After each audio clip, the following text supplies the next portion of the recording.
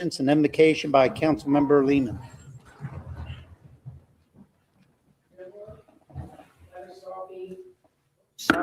Sorry about that. Dear Lord, let us all be respectful of each other. Let's understand that we all want to make our city and keep it a beautiful city that we all moved here because we love. In your name we pray.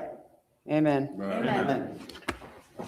I pledge Allegiance to the flag of the United States of America and to the republic for which it stands, one nation under God, indivisible, with liberty and justice for all.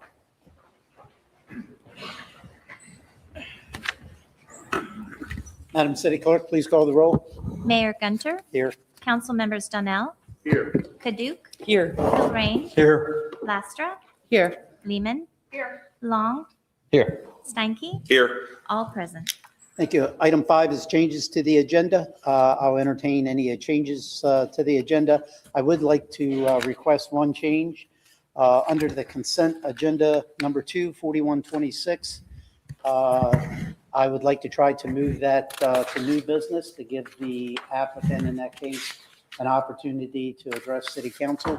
I would like to give staff 5 minutes and then give the applicant 5 minutes in that particular case. So that would be a recommendation that I would make because if not, it would be hard for the applicant to get, his message across to city council. Motion to approve. All right, Madam City Clerk, please call the roll. Mayor, one moment, I apologize. Well, he can't. That's the Lowe's item. Yeah, that's the Lowe's. Are you pulling the other item? Changes to the agenda. Yeah, I have one. Well, they're doing the roll call on the agenda. You're making a change to move that to new business, That's correct. and then provide 5 minutes staff, 5 minutes. Exactly what we spoke about. After that one, I have another. Oh, okay, all right. Do you have another change pertaining to that? No, and that's what I was. Oh, to something else? Yeah, different. Okay, go ahead, I'm sorry. You want to wrap it up into one motion? Well, yeah, Okay. we'll revisit the I'll motion. redo the motion. Okay, staff would like to pull resolution 4226. We were advised that 2 days ago, there was a change in corporate structure, so the contract needs to be amended to have the appropriate company. So it's removal from consideration of the consent agenda. Okay. So resolution 41-26 will be moved to new business with the 5 minutes for staff and 5 minutes for the applicant. And resolution 42-26 will be removed completely from the agenda. And I so modify my motion to do so. I just had a question, Mr. Mayor. I did still, I don't mind the latter resolution being pulled, but I did want to discuss it before we did so. So I don't know procedurally how we're able to do that. Discuss. So there's other issues with that I would like to be addressed so that when you do go back and fix it, that maybe that we could look into modifying some potential issues that I have identified. The one that's being removed? That's correct. Okay. And so So that how would we come. procedurally do that? I don't necessarily want to keep it on and vote on it. I don't dispute that it needs to be changed, but I do want to talk about it before we. That will come before the council, as I understand it, for consideration at the March 25th agenda. The question is whether or not. So why don't we leave it on and I'll raise my points and then we can, at that point in You time. could always Kick it. make a motion for continuation. Or, That's what I mean. So leave it on there and then we can You kick could it. do that as well. Mhm. I just want, well, otherwise That we're way- wasting time because it's procedural issues that if they're going back, we might as well have my issues on the record as well so that. Right. We have no problem with that if that's what you want to do. Okay, so we'll leave it on for now. It sounds like. Move there's it a- off the consent agenda, though. Well, he can. I'll just still pull do it. We'll talk about it and then we'll continue it. So at this point in time, it's really just the change to the agenda is for resolution number 41-26. That'll be removed and placed on for a presentation by staff and a presentation by the applicant. All of the remaining aspects of the agenda are unaltered, as I understand it. So I'll revert to my original motion. Second agree? Okay. All right, Madam City Clerk, please call the roll. Steinke, Aye. Donnell, Aye. Gunter, Aye. Paduk, Aye. Kilrain, Aye. Lastra, Aye. Lehman, Aye. Long. Aye. 8 ayes, motion carried. Okay, we'll move on to item 6 is recognitions and achievements. 6A is presentation by the City of Cape Coral Student of the Month. I'm excited to share that I'm partnering with the Lee County School District to launch a new Student of the Month recognition program. They reached out to us and doing it in other cities throughout the county, so they asked if we would do it as well. This initiative will highlight and celebrate outstanding students across our community each month, recognizing their achievements, leadership, and positive contribution both inside and outside the classroom. The program reflects our shared commitment to supporting education and encouraging student success throughout Florida. We look forward to honoring these deserving students and strengthening the connection between the schools and a broader community. We have 3 individuals, I believe, from the school district today. I think we have a mic down here, so why don't you come up, introduce yourself, and I'll come on down and join you. And the students, when your name is announced, please step forward to accept your certificate and take a quick photo.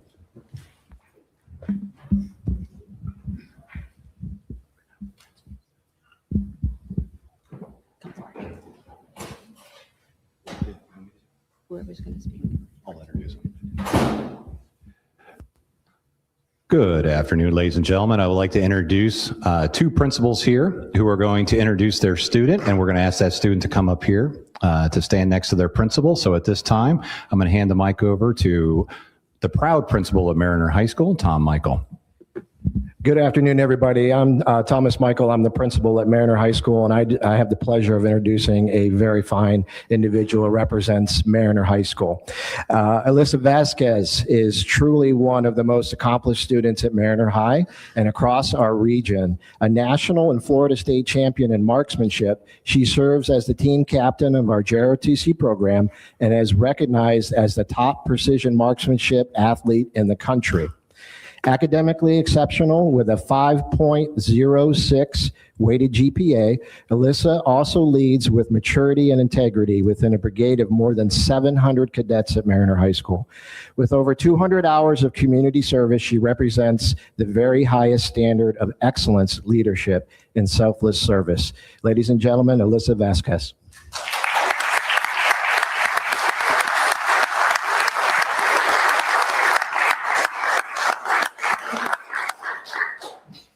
Congratulations. And at this time, I'd like to hand the mic over to the proud principal of Cape Coral High School, Mr. Ryan Jackson. Thank you. Good afternoon. Addison Cohan, Addison truly represents the very best of a Seahawks student. As drum major of our marching band, she leads with discipline, dedication, and integrity, while also serving her community and demonstrating strong leadership in our JROTC program. Graduating this year with an outstanding 4.30 GPA, Addison exemplifies academic excellence, character, and commitment. She is a remarkable role model and the most deserving of this recognition. Ladies and gentlemen, Addison Cohan.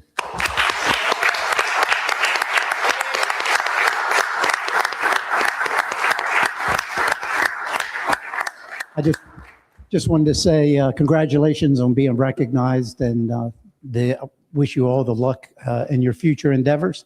And I know there's many more students that'll be coming before us each month, and I'm glad to see you two as our first students to be recognized. So congratulations.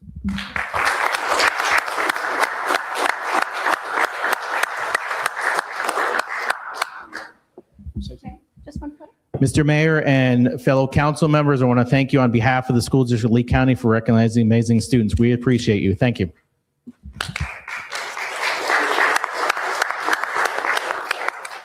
Up here, really quick. Yeah, if any parents who want to come up, they can. Ready, 1, 2, 3.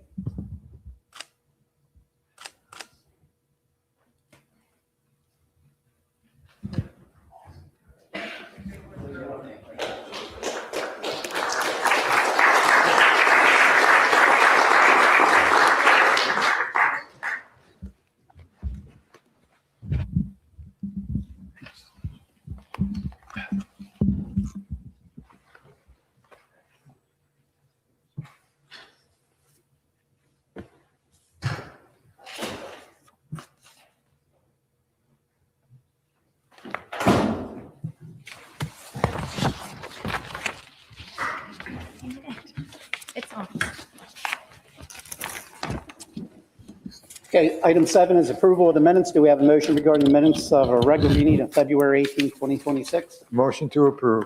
Second. All in favor, say aye. Aye. Any opposed? Motion carries. Move on to item 8 is business. 8A is the consent agenda.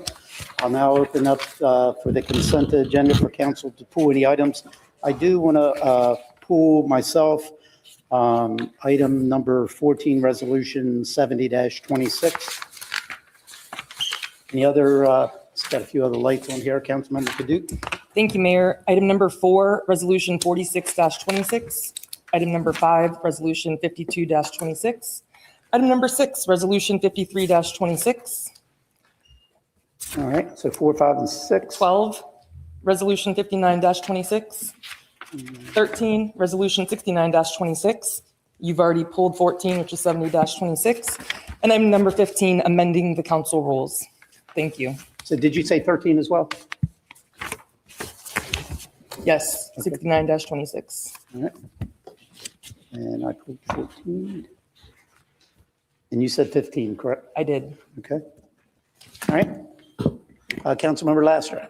Not much left, but I know, I was going to say, never mind. Kaduk pulled the 2 I wanted, 13, 69, 26, and then, of course, 15, amending council rules. Okay. Thank you, Mayor. Councilmember Long. Yeah, mine was the previously discussed 8A3 Resolution 42-26. Okay. All right. That's long. And we withdrew resolution 4120. No, we moved that to new business. Okay. All right. So I will entertain a motion. Looks like for item number 1, number 7, 8, 9, 10, 11, and the rest of them have been pulled. So entertain a motion for those. Motion to approve 1, 7, 8, 9, 10, 11 as part of the consent agenda. Second. Madam City Clerk, please call the roll. Steinke? Aye. Donnell? Aye. Venter? Aye. Paduk? Aye. Kilrain? Aye. Lastra? Aye. Lehman? Long? Aye. 8 ayes, motion carried. Okay, move on to resolution 42-26. Councilmember Long, you pulled that item, so I'll give you the floor. Yeah, can you just give us a brief overview as to what the intended purpose of the resolution and the contract thereunder is meant to provide? Happy to answer. Brian Vanderwalker, Transportation Manager. So Resolution 4226 is the purchase of bulk topsoil for median curbing completed by the internal median curbing machine crews. So when they curb an existing median, it leaves a void, like a gap about 6 inches deep. And this is a purchase of soil to fill that and complete the projects.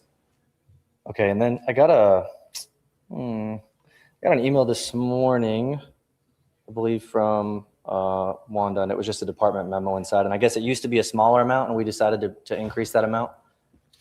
So previously, there was a previous PO for 833 cubic yards.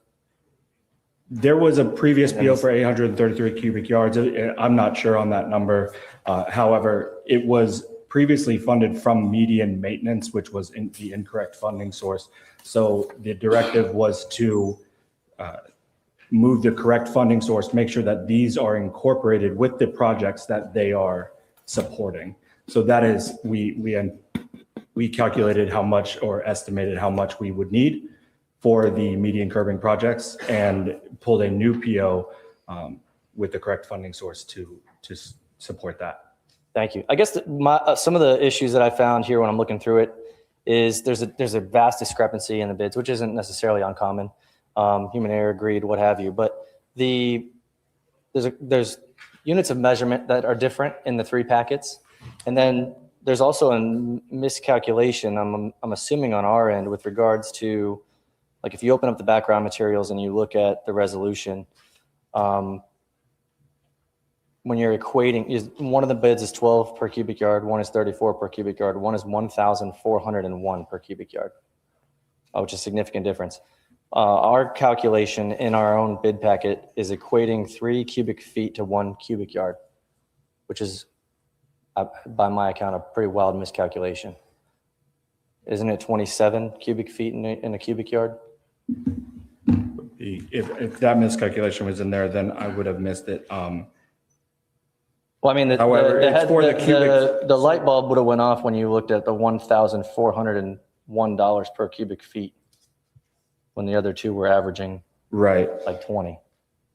Per cubic foot. So we had some communication with that, with the vendor that submitted that quote, and their system just does not allow them to submit a quote in cubic yards. So that is why that one came in that way. As to your question about the calculations, I'd have to look into that. And then make sure. the topsoil, can you explain the purpose of the topsoil? Again, yes, absolutely. So again, that is to just fill in the void that is left once the curb is installed. The curb, it's about a 6-inch void from the top of the curb to the existing ground of the existing medians. So it's not topsoil, it's fill dirt. And yes. Well, they're it's- different. Those are two different things, right? Topsoil is topsoil and fill dirt is fill dirt. Right. This is topsoil, though, for the top of, to support sod and plantings. Yeah, but you lay fill dirt down and then you throw topsoil on top of that as a subbase. This is that. This is the topsoil. This is the last layer for that to support the future Okay, plantings. so then that's where I figured we were going, but then that muddies it up even more because these bids are for fill dirt. Okay. So kind of a mess all the way around, not to, So these are currently, the fill dirt here or topsoil is meant to support Bahia sod as an interim, right, until the improvements are made to these medians. The essential idea here is just to get this filled back in and make sure that the fill dirt or topsoil is conducive to future plantings. However, if a different topsoil is needed, then it would be tested and recommended at that time by the city arborist. and this isn't picking on you. I guess my whole point in this, council, is the process, which I admittedly, I wasn't even aware when I had reached out this morning, just looking at this and said, well, hey, where's the actual ask when we put this out to the individuals that put these quotes? And I was told basically that, which those are the rules, we don't necessarily have to do it in the same way that we do a bid or an RFP or something where you put it out and it's in the portal and it's written down and there's specifications. We can basically call 3 companies, tell them what we want, and they email us a quote. And so to me, that seems inefficient to an extent because number one, how are we knowing that the individual that's making that call is requesting the same exact thing of each individual? Number two, how do we know that the vendor is providing, apples to apples, because topsoil is topsoil and fill dirt is fill dirt. So the winning bidder, which was significantly lower than everyone else, is a land clearing and demolition company. So the quality of that fill dirt is objectively going to be wildly different than that from some of the other bids that we've received, which are actually topsoil.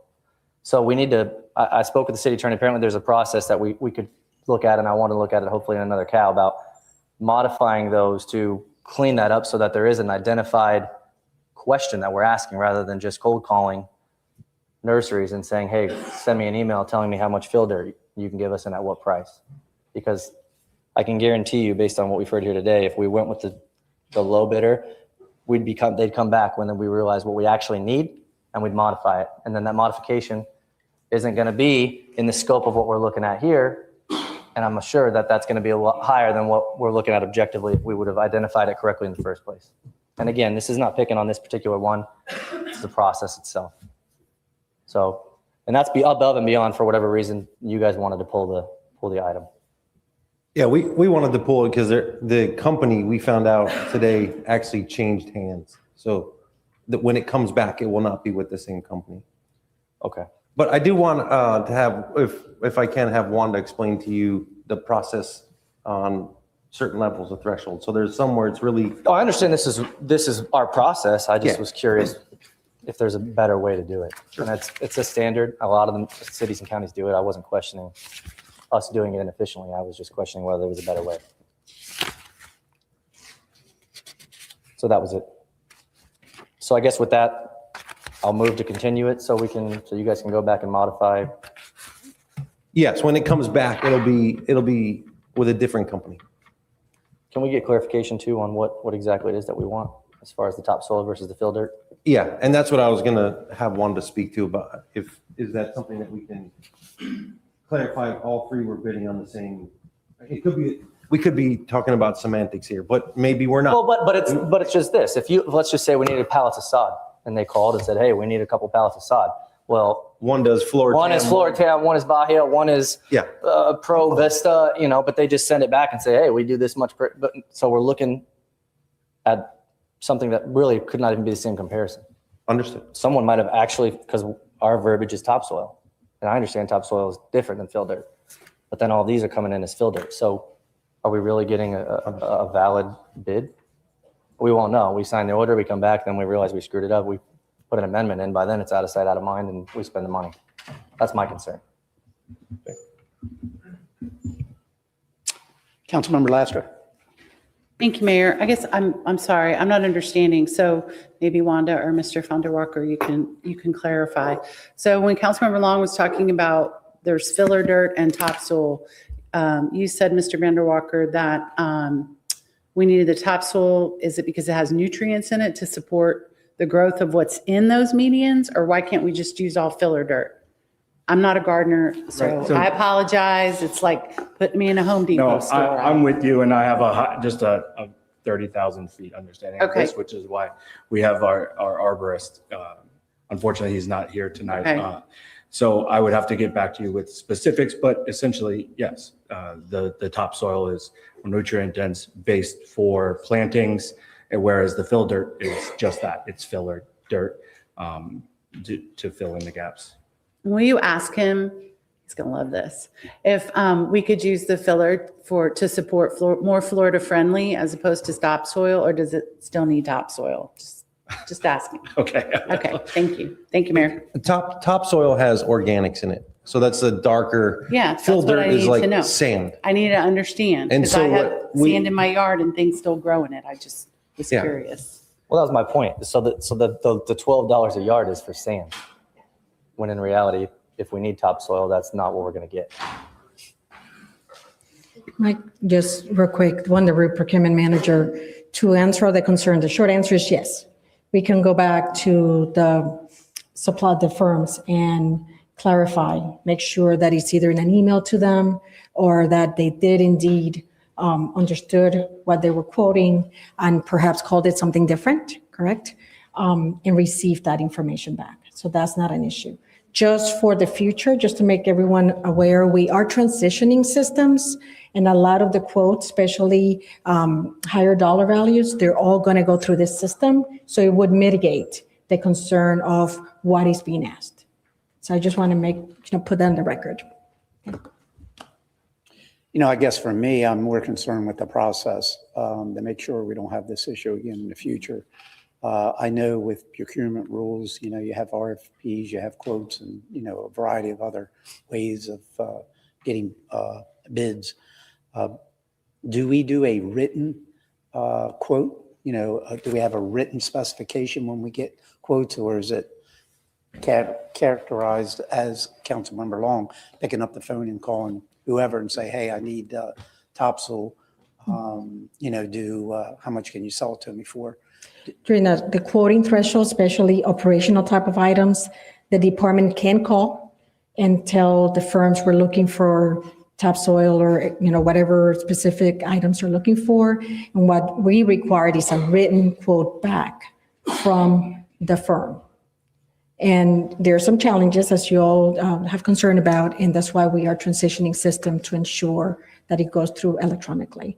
But yes, right now, and it's allowed by the ordinance, they can call and the quote back has to be in writing of specific what it is in dollar value. Up to what amount is that? 250,000. Yeah, so for me, I think our ask should be in writing, so everybody's on the same playing field, right from the start, but that's something we can address at a later time.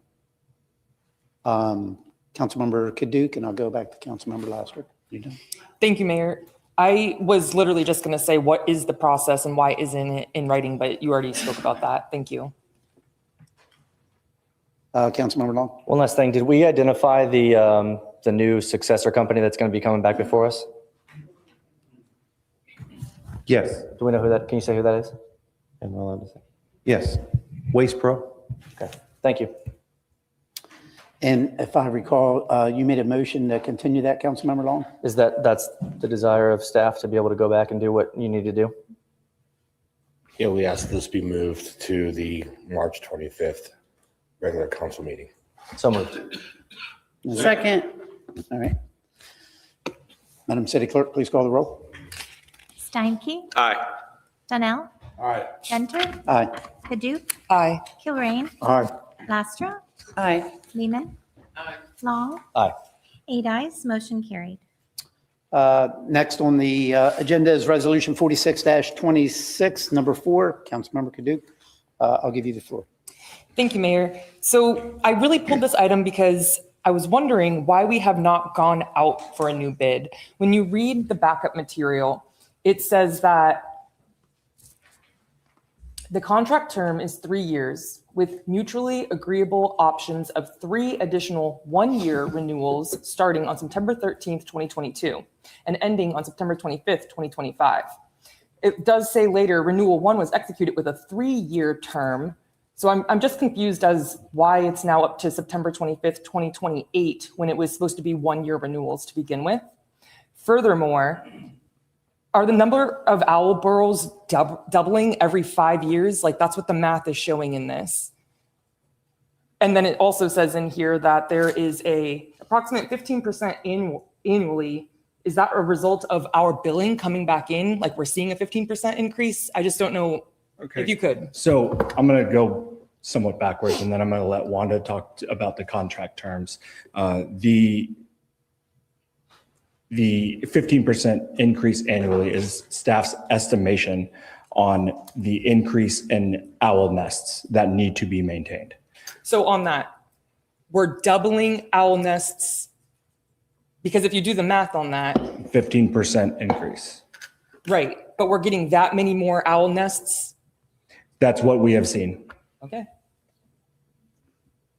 And so based on the assessments that are put out on the lot mowing fund, for the lot mowing, which is the fund that backs this project, we need to up that expenditure amount based in from the original resolution to be able to expend the assessed amounts. That's basically what this is asking. Okay. You said you were moving backwards, so that was And- 15%. And so that's the 15%. I believe that also answers your, are they doubling question? And then Wanda might be The able to renewal of speak. the contracts 1 year versus 3 years and how we got here. Yeah.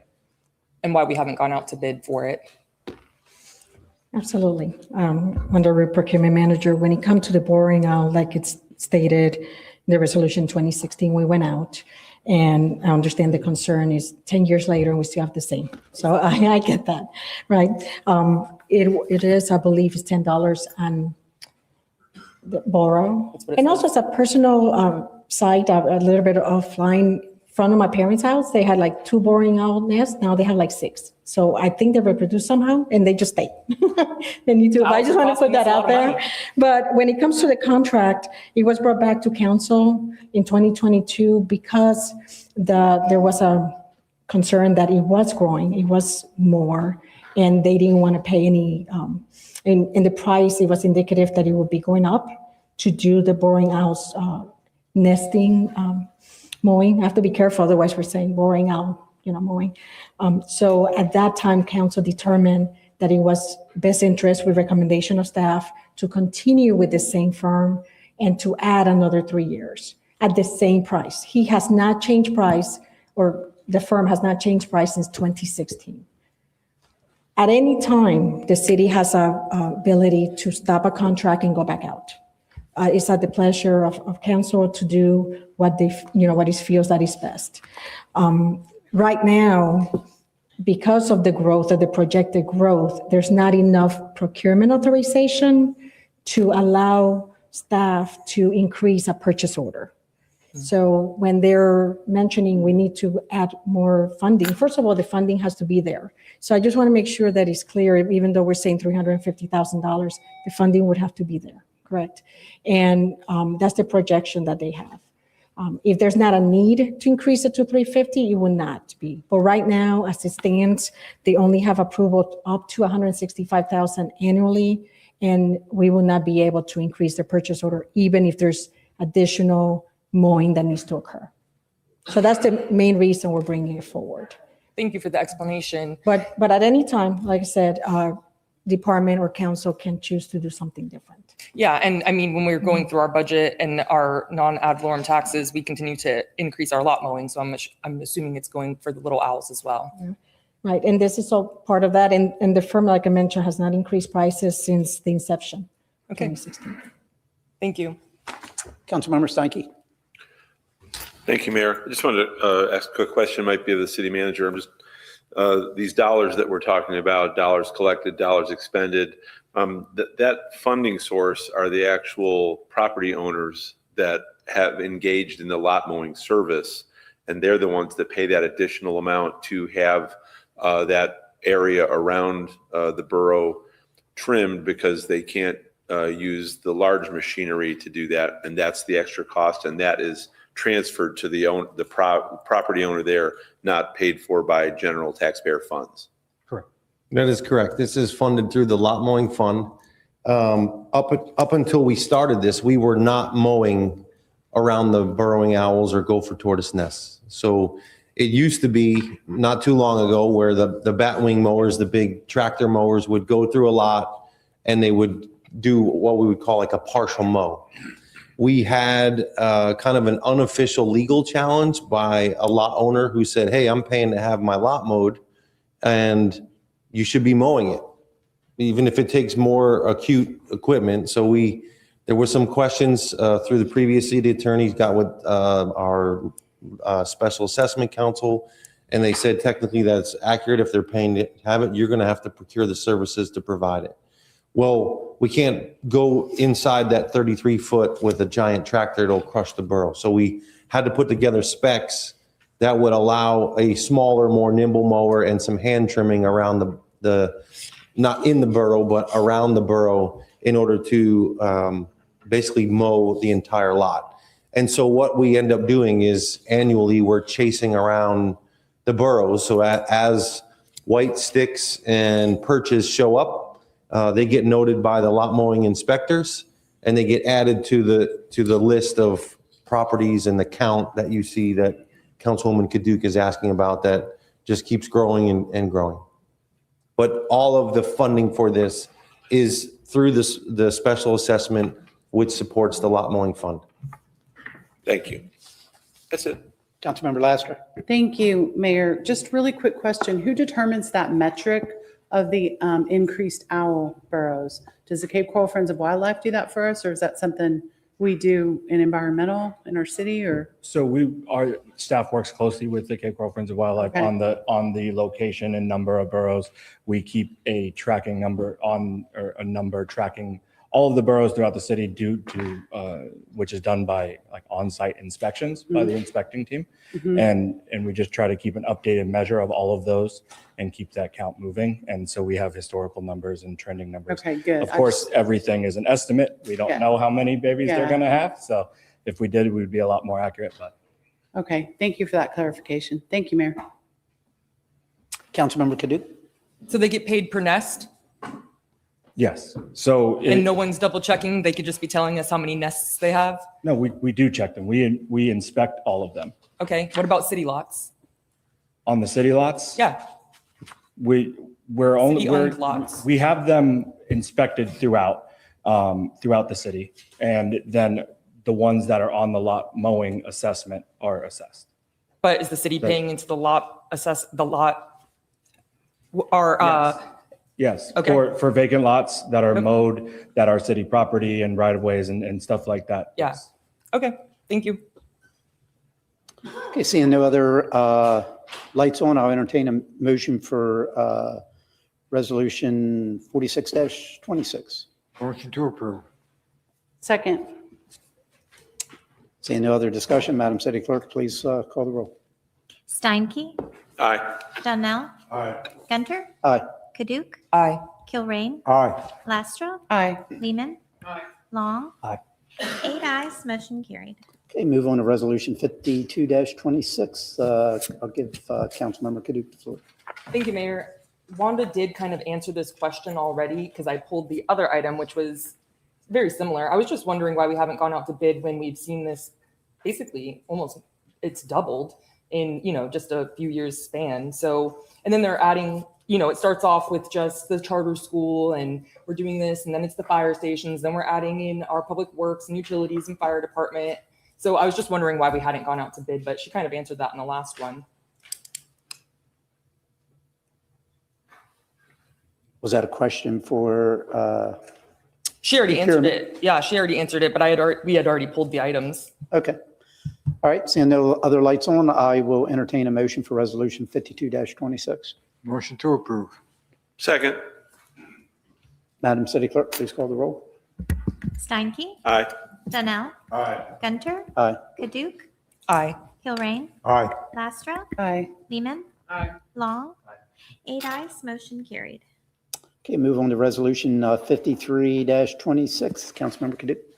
Thank you, Mayor. I actually wasn't going to pull this one, and we got an email this morning that I'd like to read into the record, and then I do have a question.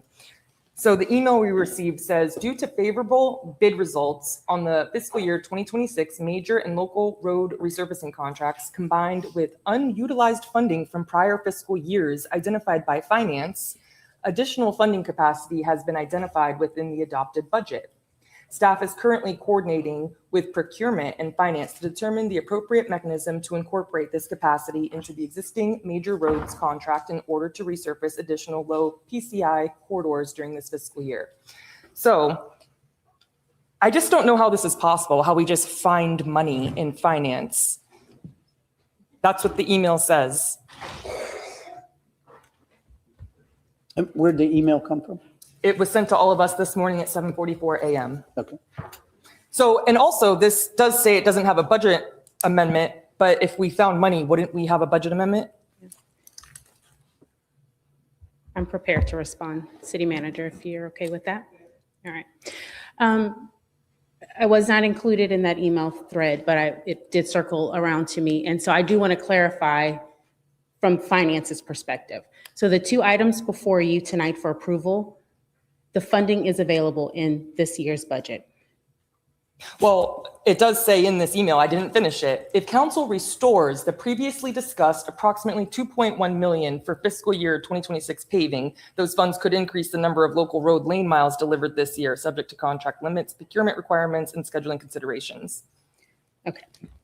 So again, I wasn't included in that, but let me just clarify all of it related to finance. The two items before you tonight for approval related to paving, the funding is already included in the budget. No amendment is necessary, and that's indicated in the agenda request form.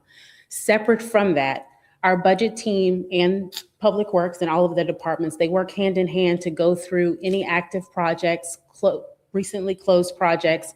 And if there are contingencies that go unspent, if there are underruns, those funds then will be either brought before council as part of an upcoming budget amendment. And in this case, that's what happened. Previous paving contracts, there was contingency that was not needed. So those funds reserved for that are now recognized and have been identified as unspent. And so what is to happen is in the upcoming budget amendment, that will be brought forward for your consideration to reinsert into the paving program. So that hasn't actually happened yet. So that is the misinformation that was included in that email. Right. And so once that is approved by you, then yes, those funds would be available to put back into the repaving program. And if it's Public Works' intention to expand these contracts that you're approving tonight to utilize those funds, and if that's council's intention, that would be available to do so. Thank you. You're welcome. Councilmember Steinke. Thank you, Mayor. Yeah, just based on the wording in that email and just trying to put things in order, before we go out to bid, there's got to be the thought that we would have the money to pay. Once it's in the budget, we can then go out to bid. And if we go out to bid, and because of the estimates that we have made to develop the amount of budget that we feel necessary for that particular line item, the paragraph starts out, due to favorable bid results on the FY 2026 major and local road resurfacing contracts.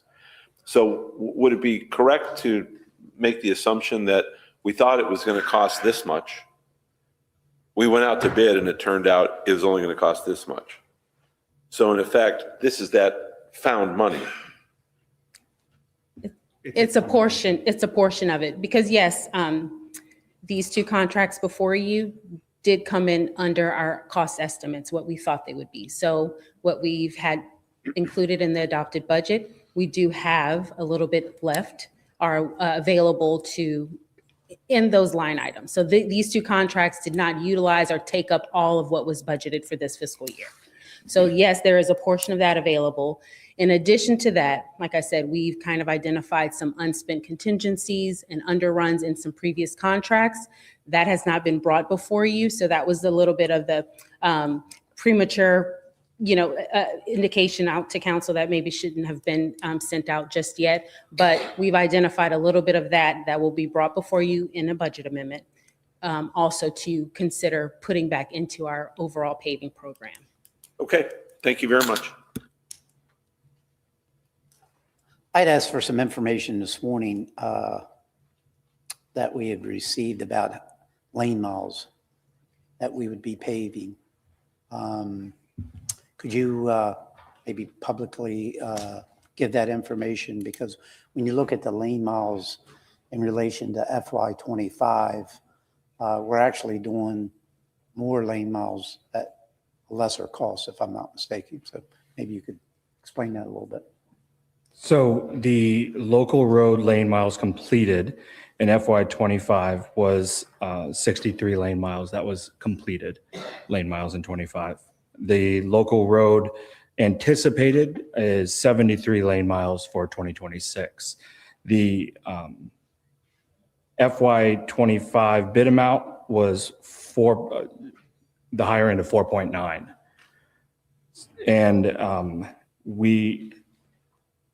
if you compare that at lane miles, that comes in close. However, at the average cost per ton for asphalt in the FY25 bid, we were looking at $141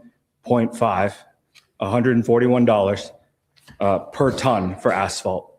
In fiscal year 26, we were looking at $121 per ton. So that's kind of the whole story behind diving in a little deeper than just how many lane miles. Also, with the estimated lane miles versus completed lane miles, there could be room in that dollar amount for additional lane miles at the end of the contract. It happens. So that would have already been realized in the 25. Okay. Seeing no other lights on, I'll entertain a motion for resolution 53-26. Motion to approve. Second. Seeing no other lights on, Madam City Clerk, please call the roll. Steinke? Aye. Donnell? Aye. Gunter? Aye. Kaduk? Aye. Kilrain? Aye. Lastra? Aye. Lehman? Long? Aye. 8 ayes, motion carried. Okay, move on to item 12 on the agenda, resolution 59-26. Councilmember Kaduka. Thank you, Mayor. I actually pulled this one because I thought it was good news. This will be benefiting our residents directly. If you live out there, we're getting a cell phone tower. It probably will benefit city staff that works at the RO plant as well.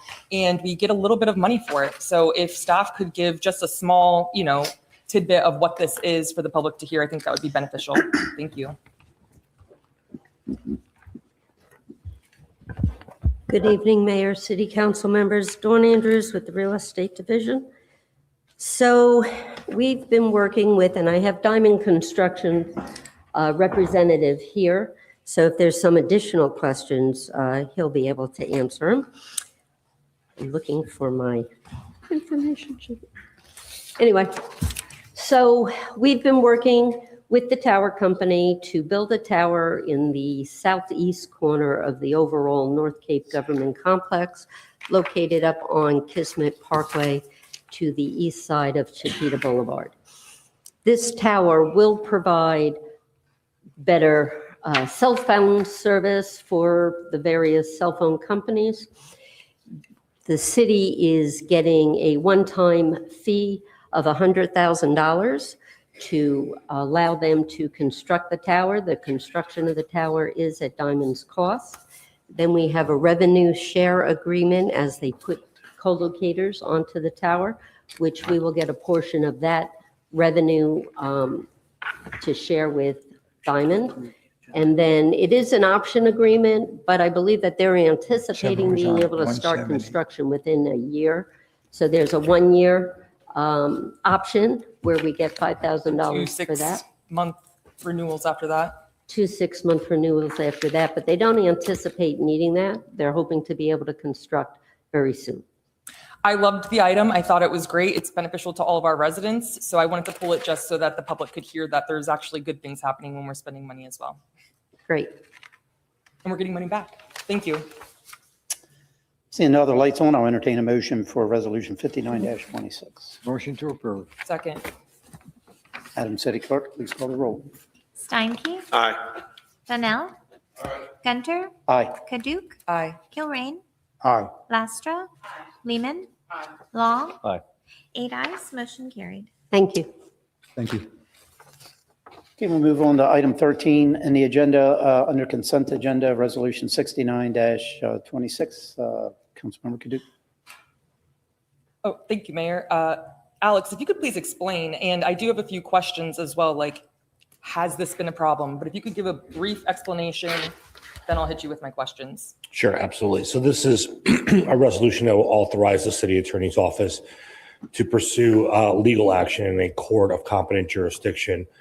We have commenced some of those processes for, and I'll give you a prime example, when we have people that come before this court, before the council, short-term rental violations that do not comply with the special master order.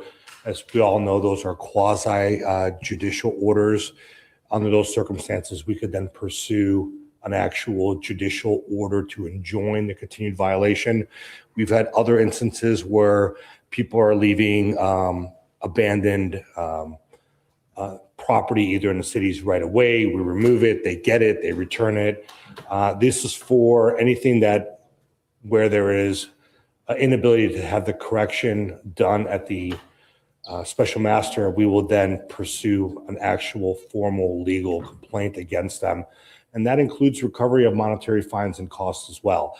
So this really stems from another really tool in our tool belt to ensure that when those code violations are not properly corrected, even though there is a code enforcement process, we then can proceed forward.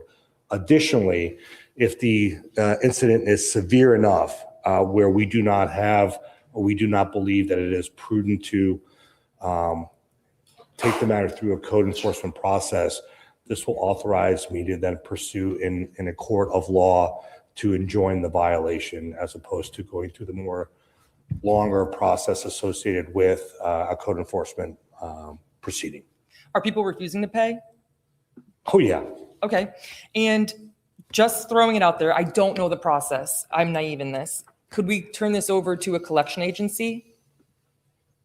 We can, if in fact and I just think about your staff, your understaffed, and like a car repo company. They're going to go, just they turn it over to a collection agency. I work at a bank, so we're not doing court unless it's a foreclosure of someone's primary residence. we have the ability to do that if the council was so inclined to establish and identify the circumstances by way of which they would proceed in collection.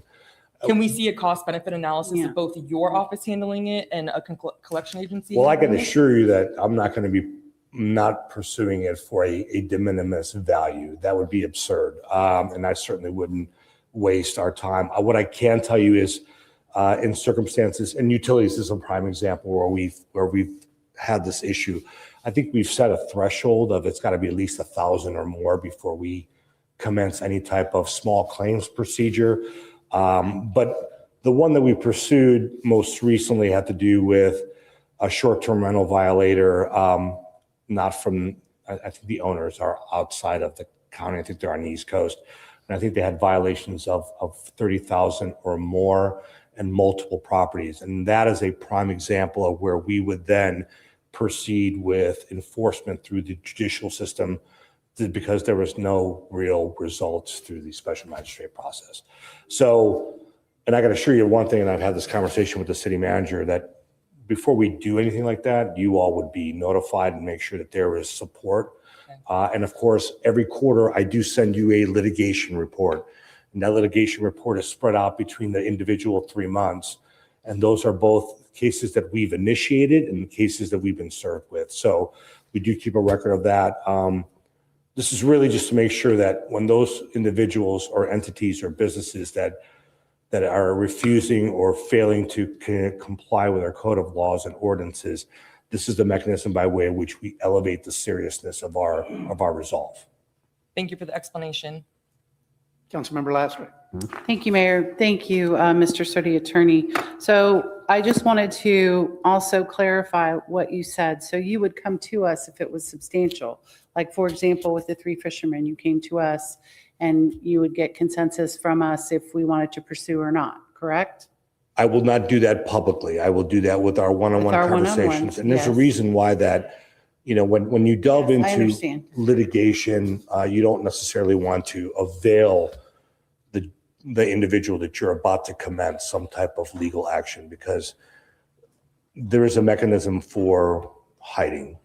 Okay, I understand. And then just say if one of us maybe didn't agree with it, then we could, once it's brought forward to council, we could come up here and publicly speak that we don't agree with it and why. 100%. 100%. Okay, thank you for the clarification. Thank you, Mayor. All right, I see no other lights on for this topic, so I entertain a motion for resolution 69-26. Motion to approve. Okay, Madam City Clerk, please call the roll. Steinke, Aye. Donnell, Aye. Gunter, Aye. Kaduk, Aye. Kilrain, Aye. Lastra, Aye. Lehman, Long, Aye. 8 ayes, motion carried.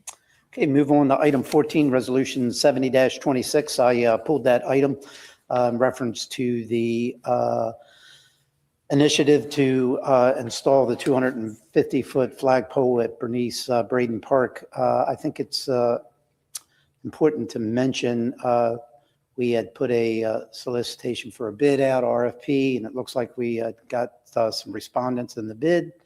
The low bidder was $420,000. And it says in our backup material that this particular project will be paid for through the Raise the Flag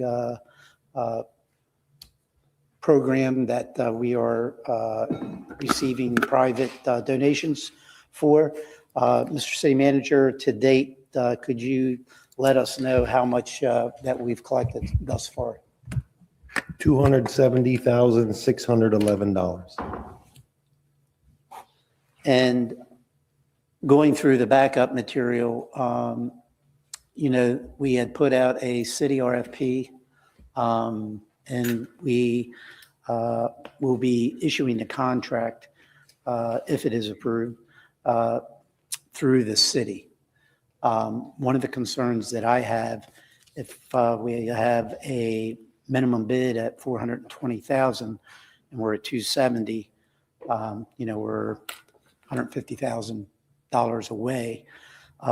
Unfortunately, if we enter into that binding contract with this individual, if it's approved tonight, my concern personally is the delta between the 270 and the 420, because we are signing a contract as a city of Cape Coral. So the city of Cape Coral, who is ultimately going to be responsible. So that's why I wanted to bring this up. I'm a little uncomfortable with that. I want to, maybe have a discussion with my colleagues and see what their position is.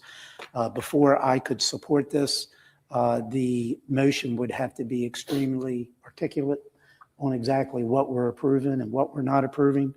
You know, I know that this council have already had conversations previously that stated that we were not interested in using public dollars to support this initiative. But unfortunately, if we approve this moving forward, we enter into a contractual obligation that we are responsible at the city level for the $420,000, no matter how much money that we raise. So I just wanted to bring that up, and with that, I'll open the floor with my colleagues. Councilmember Kadouk. Thank you, Mayor. First, I'd like to say I am a patriot and I love this idea and I love our veterans and our military members, past and present. However, we represent all the people and I believe the people have spoken. We haven't gotten the number that we needed to be raised. And Mayor, you already, in my notes, what I wrote down for this evening is that we're issuing a PO. So we're awarding a contract. We're entering a contractual agreement. Therefore, I will not be supporting this evening. That's all. Thank you. Councilmember Lastra. Thank you, Mayor. Thank you for bringing those points up, Mayor and Councilmember Kadouk. I am the daughter of a Vietnam veteran and the sister of a Persian Gulf veteran. And I absolutely love this idea. I'm not comfortable with it. We don't have the funds yet. And I have a couple other issues. The next time, if this doesn't pass tonight and this comes up, I want to request that we put this on a regular agenda item or as new business so that residents can speak. Because again, I go back to, and I hate beating this dead horse, there is no vehicle for residents to speak on consent agenda items. And we received an overwhelming amount of emails, social media posts, messages, texts, phone calls, I know I did, from residents who had concerns about this. I mean, to me, I look at this no different than the youth council trip, right? We didn't start booking until we had the funds to pay for at least the airfare, the hotel, and most of the food for the kids. And I just feel like we need to pause on this. We need to wait. And again, I really would like this to come back so that residents have an opportunity to speak on this, Mr. City Manager, because we just get inundated with these concerns. And I just, it goes back to no vehicle for them to speak out on anything on the consent agenda. Thank you. Please hold your applause. Councilmember Lehman. Yeah. We've been telling the citizens all along that it is not going to be done with taxpayer dollars. And I like the idea of the flag, don't get me wrong, and the flagpole. However, it's not a one and done. There's maintenance, there's the insurance. How is that going to be covered? How much is that? What are we looking at with an annual insurance cost or with the maintenance? I think we need to have all the pieces of this, because if we're telling people, the citizens, that it's no taxpayer dollars, well, with it being a resolution, we're now on the hook. The city is now, i.e. the taxpayers, are on the hook for the maintenance, for the insurance, and I think we need to know the whole picture, and I don't feel we do right now. Thank you. Councilmember Kilray. Please, this is a business meeting. We're not allowed to have any applause. I'm in total agreement with the concept. It's a wonderful concept, and I think it would make Cape Coral stand out further on it. In addition to that, I'm concerned, first of all, that there's no agreement accompanying this. Go ahead, Jeff. Basically, I would like to see the terms and conditions under which this purchase order would go. If there are contingencies built in it such that we would only be executed and liable to the city in accordance with the full funding coming out from that additional sources that we have, that may be a manner in which it can move forward based on those terms and conditions. Also, if there are other terms and conditions in donators that have made pledges, and they can be binding pledges. Perhaps that could be helped to ameliorate and keep the process going forward. So I guess I'm asking for really a more determined document to understand what parameters might be in there from a contingency standpoint and reducing city's liability for that. Okay, thank you. Councilmember Long? Yeah, I guess, well, I guess I'll give him an opportunity before I lay it on. I think I see the city manager's lights on, so hopefully he can explain some of the. I'm going to go to the rest of the council members first, and then I'll. All right, well then my question is, Councilwoman Kaduka had said the people spoke, and that's a valid point, but we spoke. Didn't we all agree, at least a majority of us, that we weren't going to provide this or go forward with this project unless it was fun? So how are we here? How did we get this on the agenda here today is my question. If we all said that, full stop, we're not going to support this unless it's fully funded, and it's very clearly not, why are we even having this discussion? I'm hoping there's an answer, because it becomes a spectacle and it runs in the news cycles, and here we are again making a fool of ourselves when I thought we were pretty clear the last time we discussed it. That's my question. Okay. I'm not going to ask you again. Please do not applaud. If you do it again, we'll take a recess and then we'll start over again. Councilmember Steinke. Thank you, Mayor. Thank you, Mayor. I guess I look at it a little bit different. I too have family members past and present in the military. I too am patriotic, and I thought it was a great idea. I also was in the same camp that it could not be paid for with taxpayer dollars, that it would require contribution. The other way I look at this is we probably wouldn't even be having this discussion if it wasn't our 250th birthday.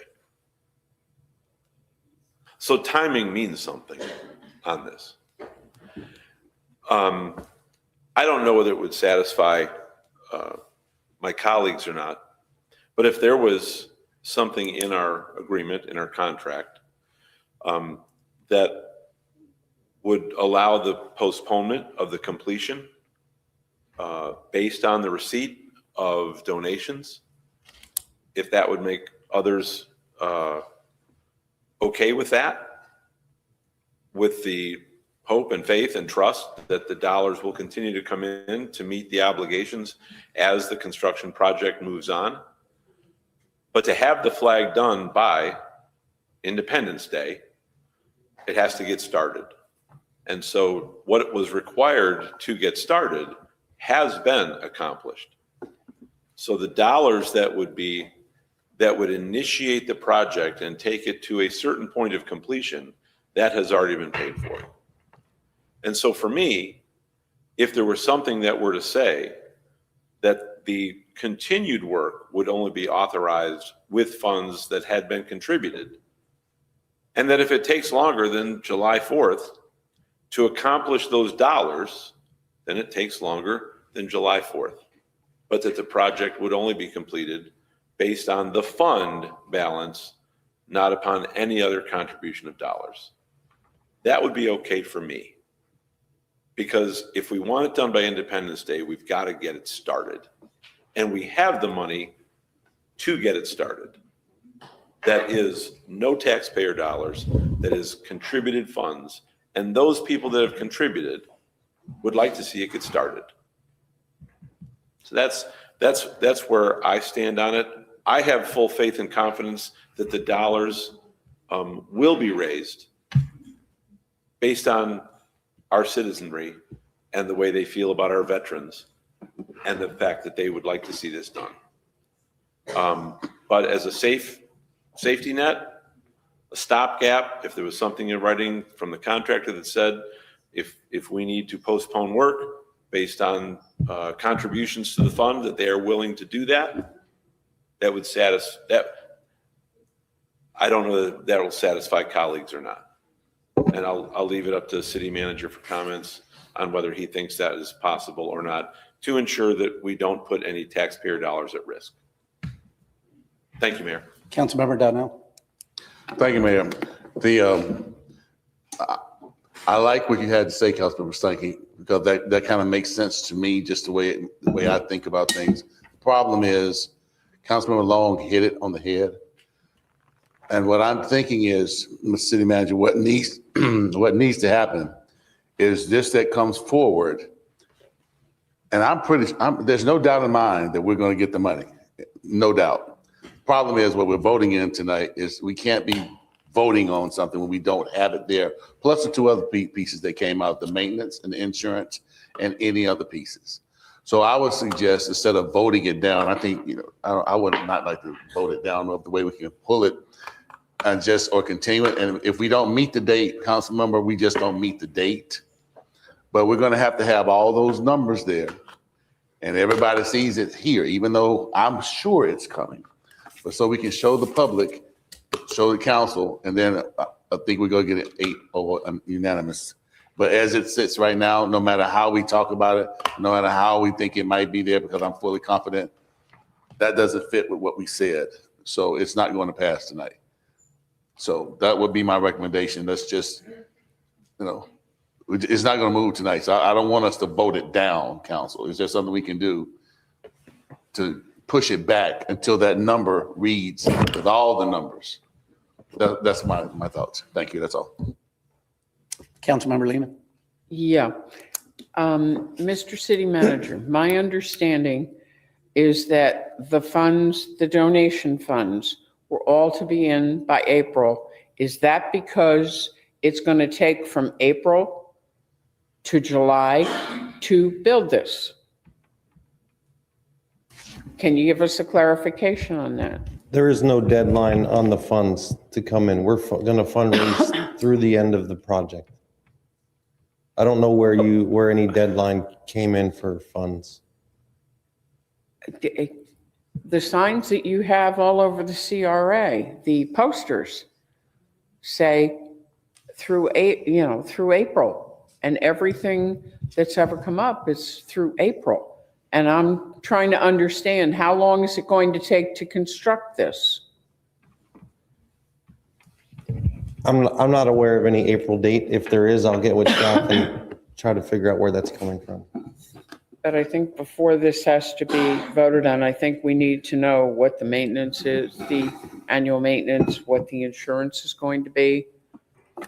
I think we need to know all the details, and I think we need to have the money before we go doing this. And yes, don't get me wrong, I would like to see it there at Bernice Braden Park by July 4th. I'm not arguing that point.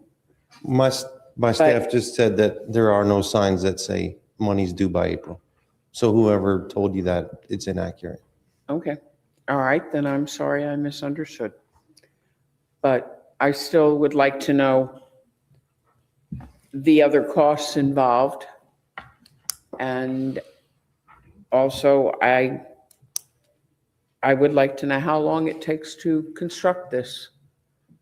I mean, a 250-foot flagpole, we're not talking just stick it in the ground kind of thing. I think we need to know all the details on it first. Thank you. Thank you, Mr. Mayor. Please, how many times do I have to ask you not to clap?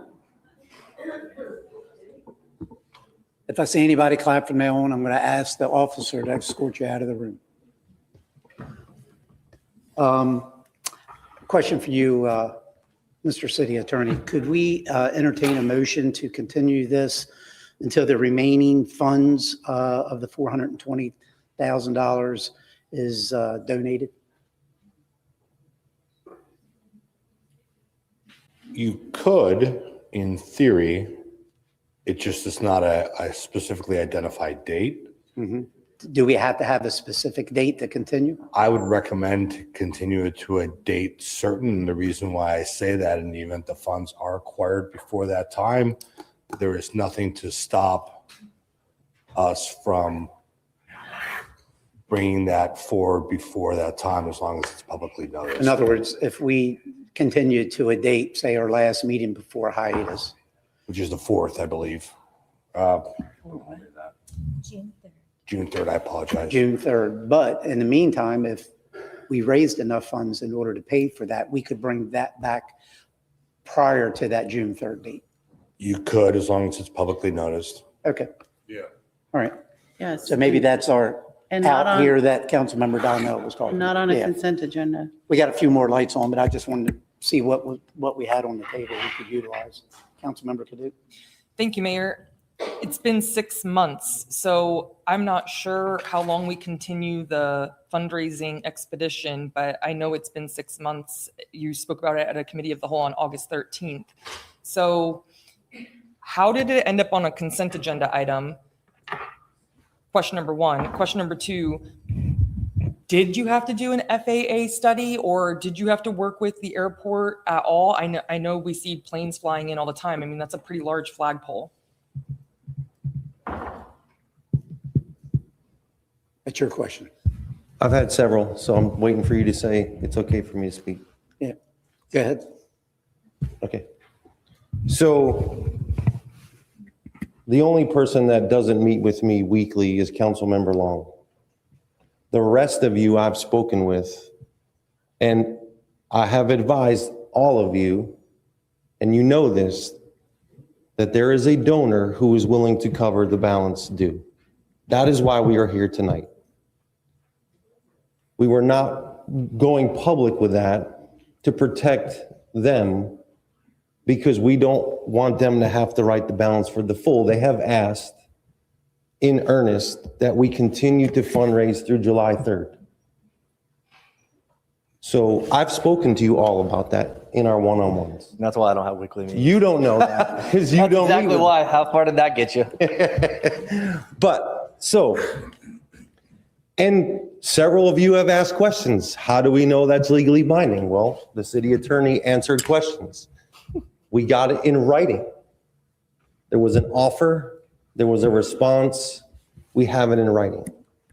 So we are here tonight because we have assurance that current donations today and a pledge for the balance is in receipt of the city. As far as the FAA goes, that is on the contractor to perform in the specifications. Councilmember Steinke. Thank you, Mayor. Mr. City Attorney, if we were to continue this to a date certain, the closest date certain,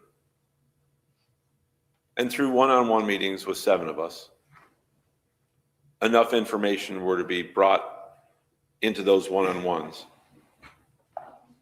by that date certain, that we could put it back on the agenda. Obviously, I would think that would work. But if we weren't able to, through those one-on-ones, bring enough information back that the council members felt confident with the documentation and evidence to take care of the concerns that were here, wasn't accomplished by then, can a continuance be continued to a new date? You all can continue it to every single regular meeting until you are satisfied. So to answer your question, the next regular council meeting is on March 25th. If during placement on March 25th, the city manager and along with myself holds the one-on-one meetings with you all, and then come March 25th, if there's still an inability to get comfort with moving forward, it could then be set to the April 1st regular council meeting and so forth and so on. There's no prohibition, there's no limitation, there's no requirement that there must be a disposition of this matter on any given day. Okay, thank you. I would love to see this be done by the 4th of July. Obviously, time is of the essence to get that done. So I would like to make a motion to continue Resolution 70-26 to our next regularly scheduled council meeting on March 25th. I had a question for the motion. I know there's another light I do on. too. I don't know, his light was for Go my ahead. kid, but I did have Go ahead. the question. So from your standpoint, Councilman Sankey, what's the difference? Because the mayor, what he said and captures what you said, just gives us longer, but gives us the opportunity to, because it could come in, like you said earlier. That just gives us more time. It's like buying something and they tell you it's financing for 12 months, but we can pay it off in 3. I see that it gives us more time. So what do you see as the advantage of doing what The you're doing? contractor is not going to do anything until they get the down payment. True, They're not going to get the down payment until this council approves the action. true. So the sooner we can give that contractor the thumbs up, the sooner they can get started, do the FAA work they have to do all the things necessary to get the project going in an effort to have it ready by the 4th of July. You didn't answer the question. Thank you. Thank you, Mayor. Councilmember Kilrain? Yeah, couple of things. One is how, this is not a regular flagpole. It's a tower. And the construction lead time for that tower, have they given you an idea what that might be, city manager? I don't, is the contractor here? Yeah, come on. We'll let And you all and speak. while we're waiting for him to come up, I don't even know purposely- if we delay it, if we'll meet July 4th, so we might as well get that out of the way too. Say that again? You might want to ask them if this is delayed past today, if we will even have time to hit July 4th, so. Yeah, and purposely, I mentioned in my earlier comments about contingencies within the purchase agreement that would show that we have availability of donations coming in and continue to come in, and that we give a proceed order at some time and flushing that out more. In addition to that, I acknowledge and represented that we have the potential for a donor out there to pick up the rest of it. And what I said was if there was a contingency that we have a donor to pick this up, maybe that could be a part of that condition. So I acknowledge, city manager, that you had represented both of those things to myself. And I'm sure you did it in the other one-on-ones, and I'm just supporting you in that. And I knew that going into this, so thank you. So I'd love to hear what kind of lead time we have. These towers it's a tower, really. That's what we're talking about. So please. Hey, good evening. My name's Steven. I'm with Dynamic South, the contractor for this pole. As an act of good faith, we did start the FAA study as well as the Lee County Port Authority requirements just to get the ball rolling. The lead time on that pole is about 10 weeks. So the physical construction is going to take 1 to 2 weeks on site. But of course, the longer this process takes to get the ball rolling, to get the 50% for the material supplier to start fabrication, we're approaching that July 4th date pretty quickly. Okay, may I ask you about the foundation for this? Do you guys take care of that too, or you do the engineering for the foundational work? Everything's engineered by a licensed engineer. This foundation is a 6-foot diameter, 23-foot deep concrete foundation. Okay, are you familiar with the area out there now that we're working in? Yes. Okay. Yes. All right, thank you, Mayor. That's all I wanted to bring out. Mr. City Manager, you got anything else? No, I think that 10 weeks and 3 weeks, you have 13 weeks, and what do we have left, 16? To July 4th? I haven't looked at the calendar, so presumably you could, if there's more questions, next meeting may still. 10 weeks is April 20th. From 10 weeks to the weekend prior to July 4th. Then that's for fabrication, he said, and then he needs time for shipping and then construction. I was just saying, Right, you said the 10 weeks, Yeah. the 10-week period, if you bring it back from the weekend prior to the 4th of July, is the 20th of April. And then add a week for shipping from Texas? Correct. Texas, and then 3 weeks for, Wouldn't that be included in the 10 weeks? It's not. The 10 weeks is the fabrication itself, a week of shipping. We're currently working at about a 15-week timeline for completion. Okay. You only have the one manufacturing facility in Texas? That was the one that we used for this project specifically. Yep. And they also had one of the comparable lead times as far as the other companies that we were quoted this with. Have you done flagpoles of this size before? Flagpoles, no. We are a Tower tower manufacturer. constructor. Yeah, I guess for me, I understand we're trying to get this done by July 4th. I'd love to have it done by July 4th. I support this project 100%. But the fact of the matter is, even if we have someone, for me, this is me, if we have someone that says that they will pay the balance, I look at this as a purchase order that we are issuing, and we are responsible for the $420,000. This body made a commitment that we weren't going to use tax dollars for this project. I understand, and I knew this day would probably come, that as we get closer, if we didn't have the amount of money raised, we'd be here today. And here we are. To me, that doesn't change. If that means that this flag doesn't get put in September, so be it. Or somebody else has to step up to the plate. Once we have the $420,000, I have no problem saying, I support it. We're not there yet. I don't know if my colleagues are there. So it's unfortunate that you put us in this position, because we already gave a direction that $420,000 or whatever the cost was, if it was donations, we would support it. So now we have to be the bad guy because this has been put on the agenda. Even if you have somebody else that says, hey, we want to go ahead and contribute the remaining balance. That hasn't happened. So for me, it's an absolute no until we get to $420,000. So that's my position. Please, no applause. Now, we had a motion on the floor. Do we need to take a break?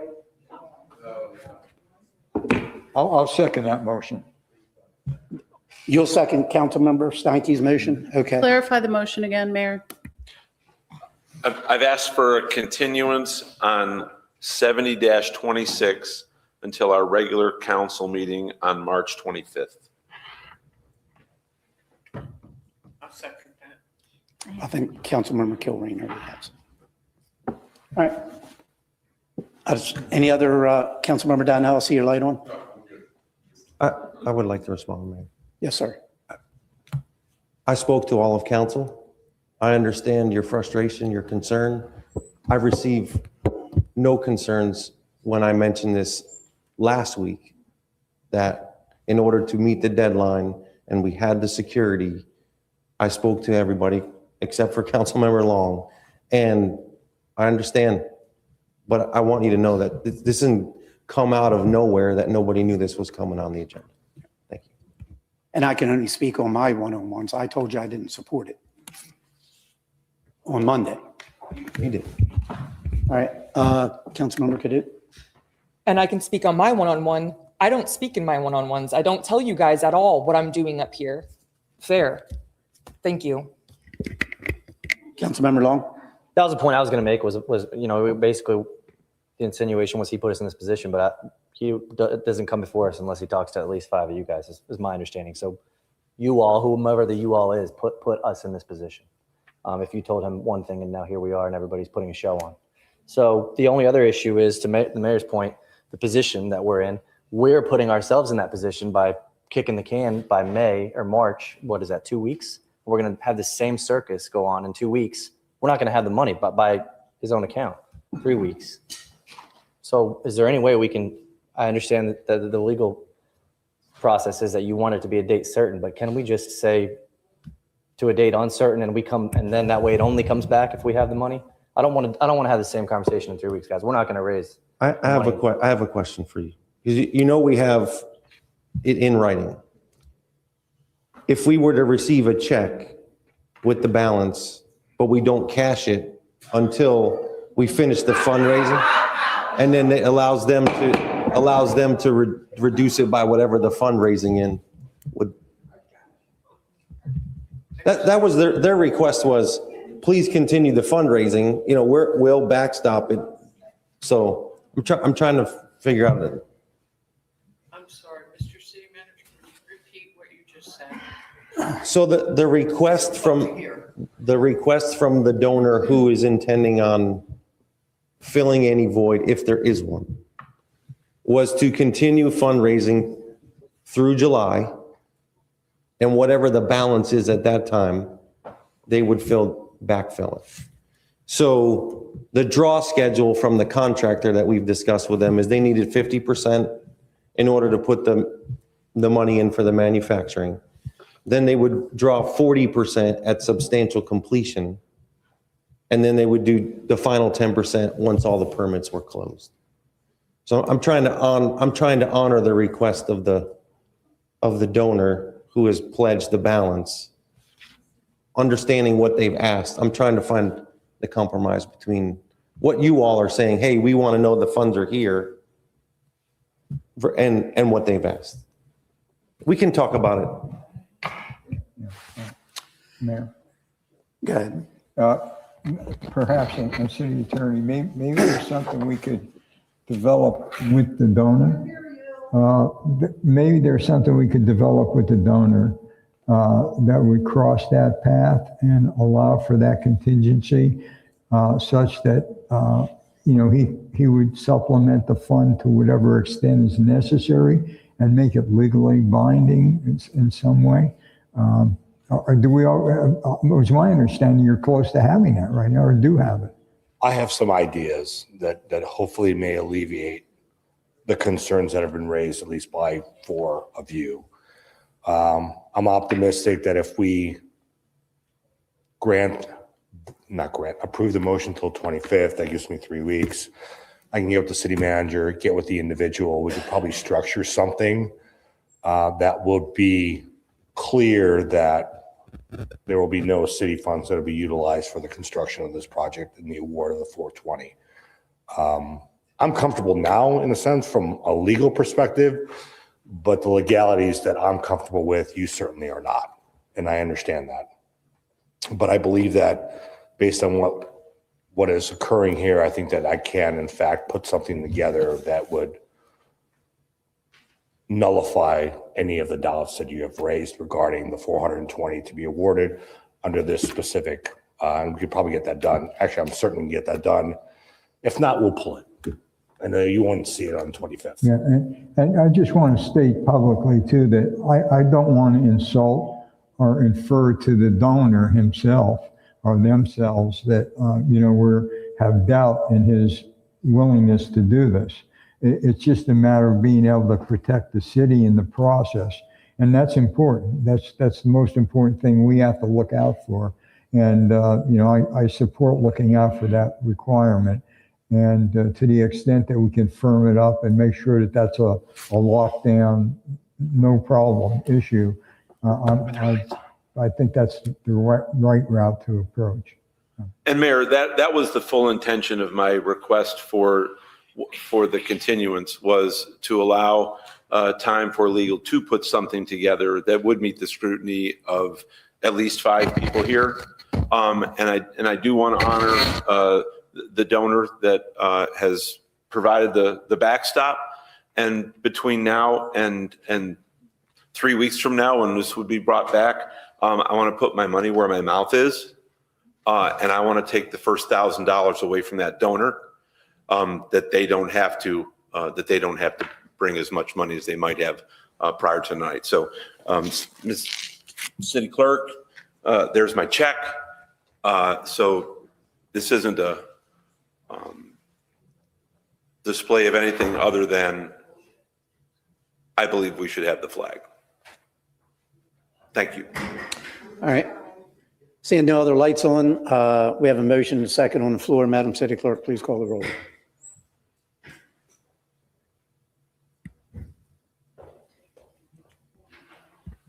Steinke, Aye. Donnell, Aye. Gunter, Aye. Kaduk, Aye. Kilrain, Aye. Lastra, Lehman, No. Long. No. So that is 5 ayes and 3 nays. Motion carried. All right, we'll move on to Item 15, it's the amendment of the council rules, and I'll turn that over to City Attorney. Yeah, Mayor, did anyone else see the moss coming out from over by Bill when that check came forward? I would have loved to donate. I have $37,365 for my UEP bill due by the end of this month. Mr. City Attorney. I believe council member could do. I did. You pulled this. Yep, I pulled this because I don't want to vote just generically an aye. I'm sticking to my guns and I believe let them clap. So I pulled it for that very reason. Earlier this evening, everyone clapped. I did not because that's not in our rules and we haven't adopted this yet. Thank you. All right. All right, seeing no other lights on, I'll entertain a motion for item 15 under the consent agenda. Motion to approve. Second. Madam City Clerk, please call the roll. Steinke? Aye. Donnell? Aye. Gunter? Aye. Kaduke? No. Kilrain? Aye. Lastra? No. Lehman? Aye. Lehman? Aye. Aye. Long? No. 5 ayes, 3 nays, motion carried. Okay, let's move on to item B is appointments to boards. There's none tonight. Item 8C is unfinished business. C1 is follow-up items for council, none listed. Follow-up items for city management, none listed. New business, we move resolution 41-26 to new business. I'll give the staff the opportunity for 5 minutes for a presentation, and I'll turn it over to the applicant. Thank you, Mr. Mayor. For the record, Patrick White, Principal Planner downstairs. I have a brief PowerPoint prepared for you. And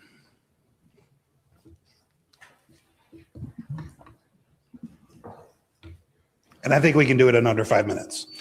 So this is Resolution 4126. It's a request for an outdoor display of merchandise permit from Lowe's, the one that's located at 1651 Pine Island Road. They're requesting outdoor display of merchandise in 2 locations, one of which is right in front of the store in approximately 6,700 square foot area, and another one located to the east. In case you're not familiar with the Lowe's, it's at the northeast corner of Del Prado Boulevard and the Northeast Pine Island Road. It's depicted here in red. Zooming in, this is a site plan of their proposal. The greater area is just generally located in front of the store. The secondary area is over on the east side and what currently serves as some parking spaces right now. The implication, the ultimate result, if you pass the resolution, is that the outdoor display of merchandise would be allowed in select locations, and some items will need to be relocated from locations that staff is recommending against, and some materials that staff is recommending against being approved by this resolution. Staff did review this in accordance with LDC 361 and 593. We're recommending approval, but not to all of the applicant's requests. Staff's recommending approval with a number of conditions. Those are codified in your resolution.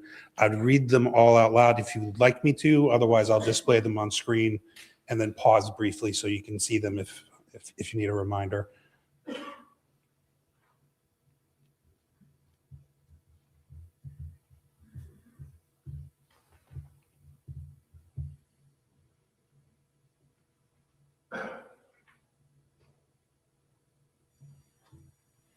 Thank you for moving this item to this particular place on your agenda. It does allow the applicant an opportunity to speak. I know the applicant is present. I'll stand by for any questions following their introduction. Thank you. Thank you. The applicant or their representative want to come forward, please? Good afternoon. Oh, there you go. Sorry about that. Good afternoon, council members. My name is Zachary Liebetru. I'm an attorney at Retzel and Andrus here on behalf of Lowe's Home Centers. You're getting some materials passed out now, which contain a PowerPoint. Looks like this, first page, that you can review to follow along. And here with me today is Todd Bartok, a senior construction manager for Lowe's. So if you have your PowerPoints, you can turn to the second page.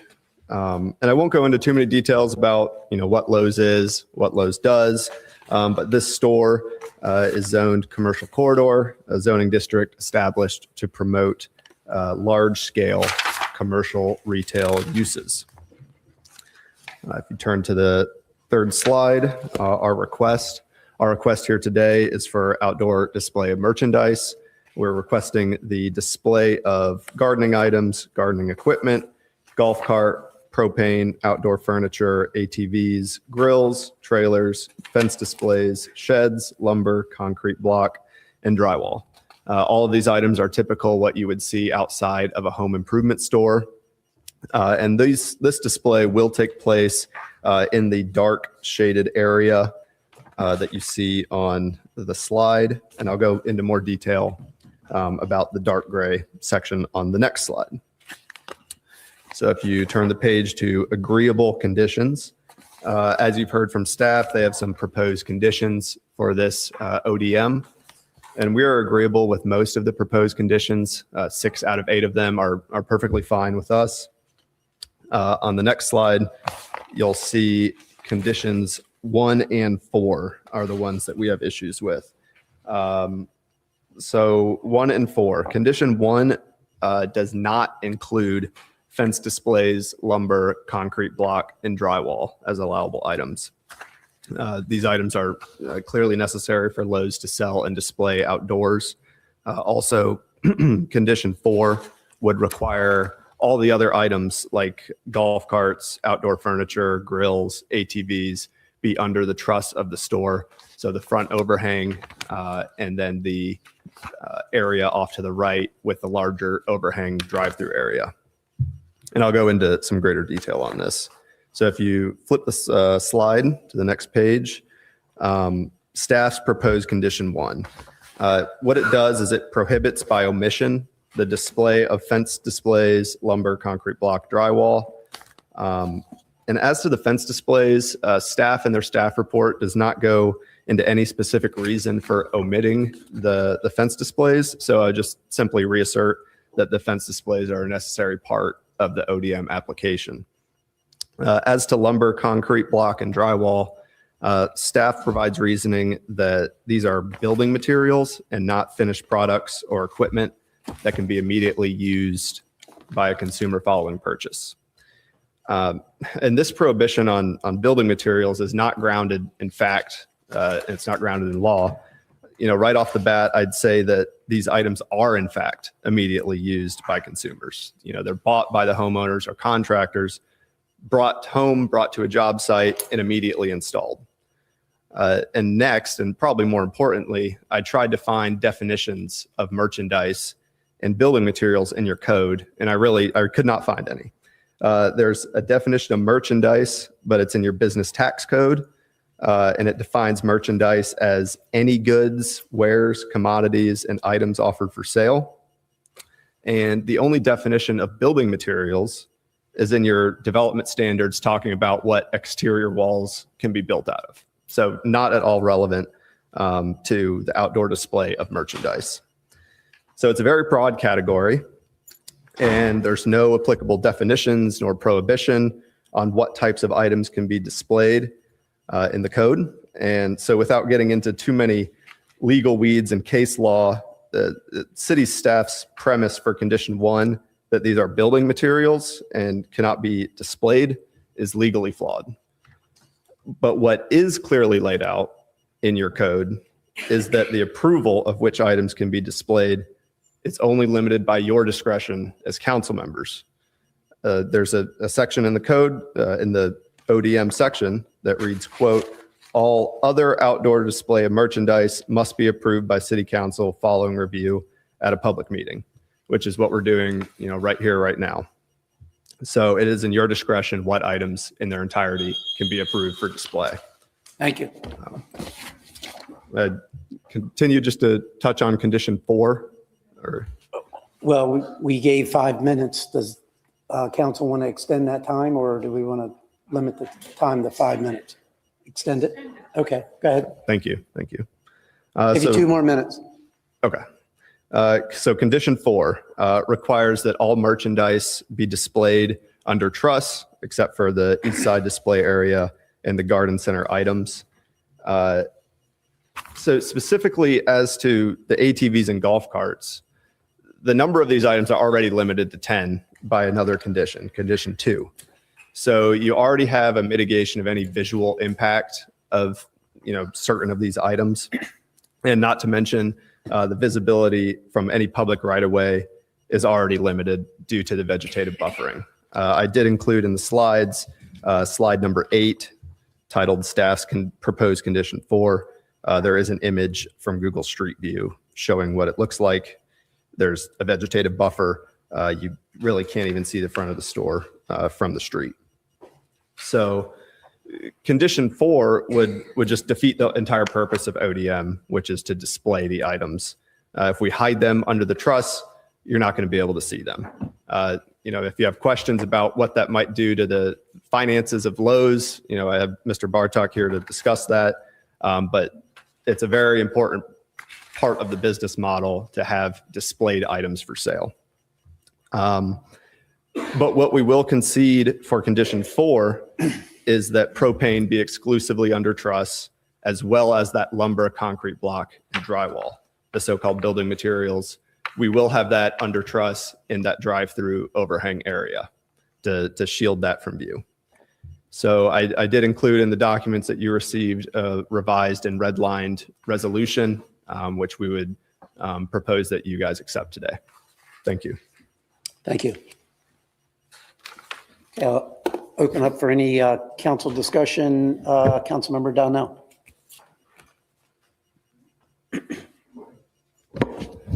How do we get here? I go to Lowe's all the time. They've been here forever. So I'm just, how did we get here? Why they have to come and ask about how they do their stuff? How do we get here? I feel like there's a joke in that question. Me It's too. actually not. I can comment a little bit about that. A few years ago, this particular Lowe's was noted for a few code violations. Lately, they proposed this to rectify one of those concerns, and they're adding a number of outdoor screen storage areas to relocate some of the things they're currently storing wherever they please. And this is a part of their process to rectify that, I believe. We have our code officers now, the enhanced code enforcement on major corridors addressing issues like outdoor storage. There are several other requests that are in the queue. Most of them are waiting to see how this goes tonight. And I would like to add in terms of the code enforcement, Lowe's and my colleague Amy Thibault, she handled this before I took it over. At the end of 2024, we realized that this was an issue. We needed to come to you for approval of it. In the beginning of 2025, as you can see, we're ODM 25-00001. So at the beginning of 2025, we submitted that application. And then a few months later, I think we received the code violation. So we were taking preemptive steps to fix this before the code violation. I stand corrected. Well, Council, I'm fine with the revisions that they presented, and we don't want to talk this one into the mud because I'm still kind of lost how we got here. So I'm fine with what they revised, and that's all for me. Thank you. Before I go to Councilmember Lastra, is our fire chief around? Most likely he's just out back. I'm going to have a question for you. Question for fire chief? Okay. Yep. Councilmember Lastra.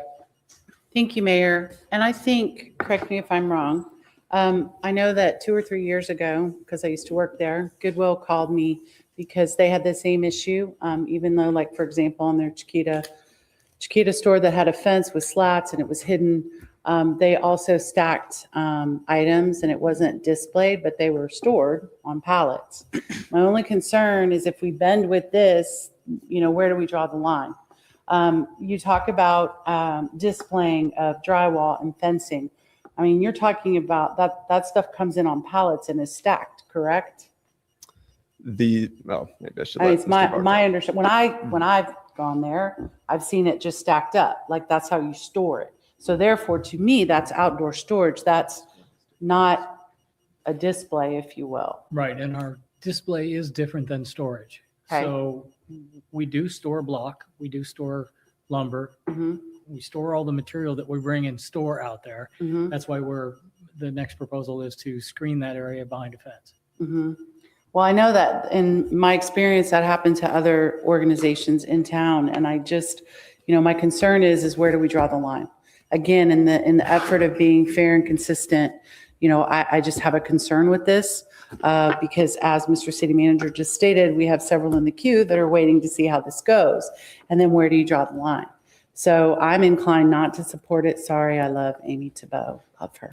But I'm inclined not to support this. Thank you, Mayor. Councilmember Kilrain. Yeah, just a couple of things from a consumer purchase a product, not a builder purchasing product. That's kind of like a merchandising function, displaying it out front, which is, that's the kind of materials you're talking about. You're talking about the, wheelbarrows and the grills and that kind of stuff out front. The building materials, the description that you provided on how you store that material, could you put up your slide that shows the material stored down On the screen, side sure. of the building? Yeah, okay, this one here. That's certainly different than what the impression is of storing that for guys who want to come in with their pickup truck, throw a couple pieces of plywood or drywall in it, grab some lumber and get out of there. That looks to me like outside storage, significant amount of outside storage. And what I see as a concern in these photos is that they're adjacent to the building. You don't know what kind of restrictions they have or what encumbrance they're doing from a safety and a fire capability standpoint and or travel, because that's significant storage outside. And that storage element is dollars. That's what it is. I mean, you can bring in trucks, you can drop them. It's to your benefit to get a big fat inventory out there so you don't have to do continual shipping or, become an Amazon type of deal. But basically that's money.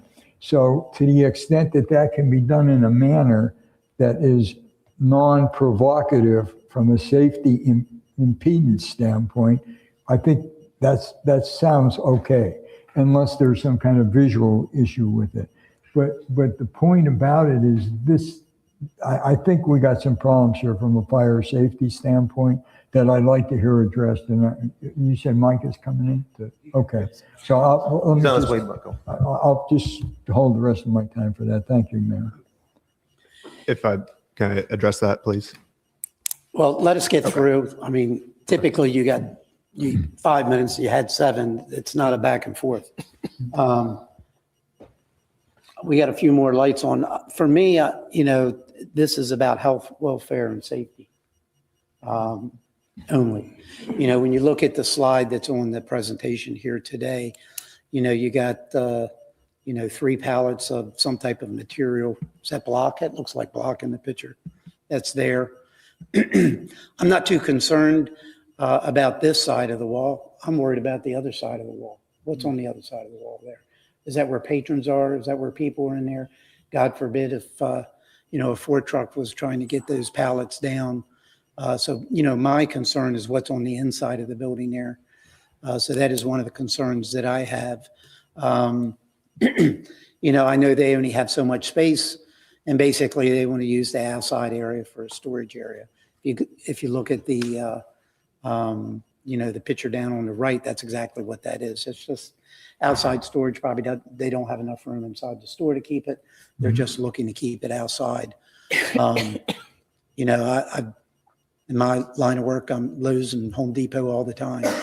And, you see this in some cases. So mine is the public safety, the fire hazard by stacking some of the material that close to the building. So there are some of the things that I need to hear from either our fire chief or our chief fire inspector to try to determine if that is an issue. If it's concrete block, of course, that you may not have to worry about it. But if it's wood or lumber and there's a fire, that's a whole different story. So there's some of the concerns that I have with this. Sounds like what precipitated this is a code violation or continuous code violations. So then that's why they're here today to ask for some type of modification to the land development code in order to do some outdoor storage. So I'll wait for Chief Russell till he gets here for any further comments. Councilmember Steinke. Thank you, Mayor. Yeah, absolutely. For me, it's health, safety, and welfare first. I had some concerns around the yellow curbing that's there. Typically, that means you can't park there. Well, if you can't park there, then why and how can you store there? So that's a concern for me. I did want to just clarify a few things based on what I've heard. First is the assertion that lumber, concrete blocks, and drywall is not taken home and used immediately. I can attest to the fact that I have taken all of it home and used it immediately. So there's probably a number of people in this room right now that have gone and gotten concrete blocks and used them at their home immediately. So I don't see the validation in that. I was wondering what the difference is between a four-wheeler and an ATV. I always thought they were the same thing. I thought a four-wheeler was an ATV. We agree. That's why they're lumped into that term ATVs. We just didn't include four-wheelers. So on the overhead, if you will, deck that was provided to us, where it says that it excludes four-wheelers, it in a sense doesn't exclude four-wheelers. I would agree with that statement. We're including four-wheelers within the ATVs. So then we're only really talking about fence plays, lumber, concrete blocks, and drywall, which if in fact it can be purchased by a consumer, taken home and used right away, I can tell you that I personally have done that. And the only other issue that I would have with obviously the volume, the demand that our citizens have for some of these materials are seasonal, I'm sure, and so the amount of supply that's needed for the demand that our citizens provide to Lowe's and their competitors. I could see where there would be times when there would be some overflow there. But what I would be concerned is that it would take away from any parking required or any ingress egress of emergency vehicles. And I think that our code already says that if in fact we were to grant any exceptions to this, that it still can't break their parking requirements. That is one of the things that we go through when an accommodation is requested, is to make sure that accommodation would not violate the amount of parking that's required by the establishment. Is that right? That's right. Yeah. Okay. So for me, health, safety, and welfare comes first. Making sure that we're not breaking any of the parking requirements. And if four-wheelers are ATVs, that's already taken care of for me. But I would submit that lumber, concrete blocks, and drywall can be purchased, immediately taken home, and used. So that's my only contribution to the conversation. Thank you. Councilmember Lehman. Yeah, I'm not trying to open a can of worms, but if it's, because this Lowe's and these pictures look very similar to the Lowe's at Santa Barbara and Veterans, if it can be done at one Lowe's, why can't it be done at the other one? I mean, I don't have a problem with the way it is. You have the same thing at Santa Barbara and Veterans. In fact, they have it out in the parking area, and it's not an issue. I don't have a problem with this. Thank you. I don't believe that's correct, and I apologize for interrupting. I suspect that we will see an application and corrections at those other locations in the near future. My understanding, most of these stores and Home Depot, Lowe's, they're doing it. They have been doing it, but unfortunately, they're in violation of the land development code. Now that code enforcement is starting to do some enforcement actions, that's why we find ourselves here today. They've been doing it for years. Unfortunately, it's come to a head. My guess, it's progressively got and more and more and more and more over the years. And we're starting to see more of it on the outside. And because of our internal enforcement efforts, that's why we find ourselves here today. Very similar to the storage container discussion that we had a few weeks ago, So I think that's why we find ourselves here. Councilmember Long? No, you're exactly right, Mayor. I think over time it's creeped, right? Just business practice, and I don't blame them, right? You get better discounts in bulk, and so over time it's kind of sort of matriculated its way outward to where it becomes an issue. So this particular site, to bring it back full circle, I've personally seen over the years, and it might not have been recent, mulch stacked all the way to the lots by Del Prado, and it's just become a standard practice. So yes, certainly that's how we got here. Appreciate that. Appreciate staff bringing it forward. They're just doing their job. These are the confines that we set them to operate within. And then we have discussions like this for the sites that you can't contemplate because there's not perfect legislation, right? With that being said, I don't necessarily have an issue with the revised site with the understanding that the shaded areas that are identified here are the full scope of where we're at. The truss, under truss, I don't have a particular issue with that. And then, subject to, I guess, the safety component that the mayor had brought up, which I frankly hadn't considered, but that might resolve itself because the shaded area here doesn't include this concrete block area. That's the drive-through area that I'm seeing on the screen, which might be the point that the gentleman was trying to make. I've been there, so hopefully I helped you out. But yeah, I don't have an issue with the proposed conditions. Yeah. And I see our fire chief just come in. I don't know if you've been listening to the discussion, Chief. Sir.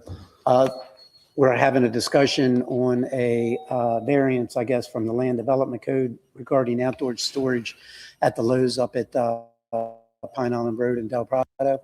And I think a few of us on council had expressed some concerns with the health, safety, and welfare. Some of the placement of the products, some of it appears to be next to the fire lanes, any type of fire hazards that it could cause. And I think that's some of the questions that we have. I don't know if you've had an opportunity to review the recommendations of staff, but for me, your opinion will matter in my decision. So either one, hopefully you're familiar with it. If you're not, I would entertain a continuance to our next meeting to give you that opportunity for the fire department, the fire inspectors to take a look at what's being proposed, to hear your side of the story. Absolutely. Thank you, Mayor and Council. Mike Russell, Fire Chief. I did not have an opportunity to review this. I can tell you that our concern would be the integrity of the fire lane. So as long as the integrity of the fire lane can be maintained, which is a minimum of 20 feet with clear access to the front doors there, that would be our concern. The type of material stored outside would not be of concern to us. It would be just the integrity of the fire lane. Okay. Which I think is resolved in the. Yep. Go ahead, Councilmember Long. That was my only comment, was my understanding that, valid point, but that it's a moot one, I guess, with the understanding that the shaded areas in the site plan. Patrick, is this the same site plan that you have here? The one that we've been provided? I mean, I know it's a distance, but it's all up against abutting the building. The lane in question, the fire lane, is not included in this area. So if we were to move forward with this, it would be incumbent of them to obviously abide by that, and therefore the fire lane would not be compromised, so to speak. Just want to make sure that we're all aware of that, so we don't unnecessarily kick it down the road. Condition 3 also reaffirms, except for the secondary display area to the east, no merchandise shall be displayed in any parking stall, drive aisle, or fire lane. So, from an enforcement point of view, if we find that they're doing that in a fire lane, they're violating that. Right. Okay. Councilmember Steinke. Yeah, thank you. Fire Chief, just real quick, in the picture that we have up on the screen, that top right-hand picture, obviously the curb is painted yellow. That indicates to me that you're not allowed to park there. Is that an issue at all with fire, or an issue with you that those materials are there next to the building? If they're in the materials themselves, no, not necessarily. If they're in the fire lane, yes, that's where we would have issue with them. Okay, so in their position right now, you representing health, safety, and welfare, that the fire department is responsible for, that doesn't get in your way at all. If that striped lane is the fire lane, there are materials in there. I think Patrick spoke to that they would have to remove those. It's difficult for me to make a large picture of what we're talking about based upon that one image. I think it's a bigger picture for me. But as we would be comfortable as long as the language that Patrick read to you about no materials in the fire lane, we're comfortable with that. We can certainly have a representative of the department, one of the fire inspectors, go out there and verify that to make everybody comfortable. Okay. And the other point that I had from the standpoint of code enforcement, we get hundreds upon hundreds of citizen complaints surrounding code violations. Have we gotten any citizen complaints regarding this code violation? I'm sorry, sir. I can't attest to that. I don't know. Okay. Is code here? I don't believe so, sir. Okay. Thank you. All right.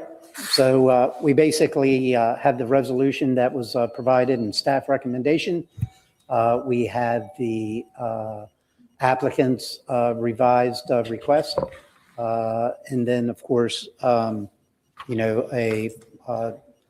either a flat out denial or some other type of modification. So just about everything's still on the table. No other lights on. So with that, I'll entertain a motion.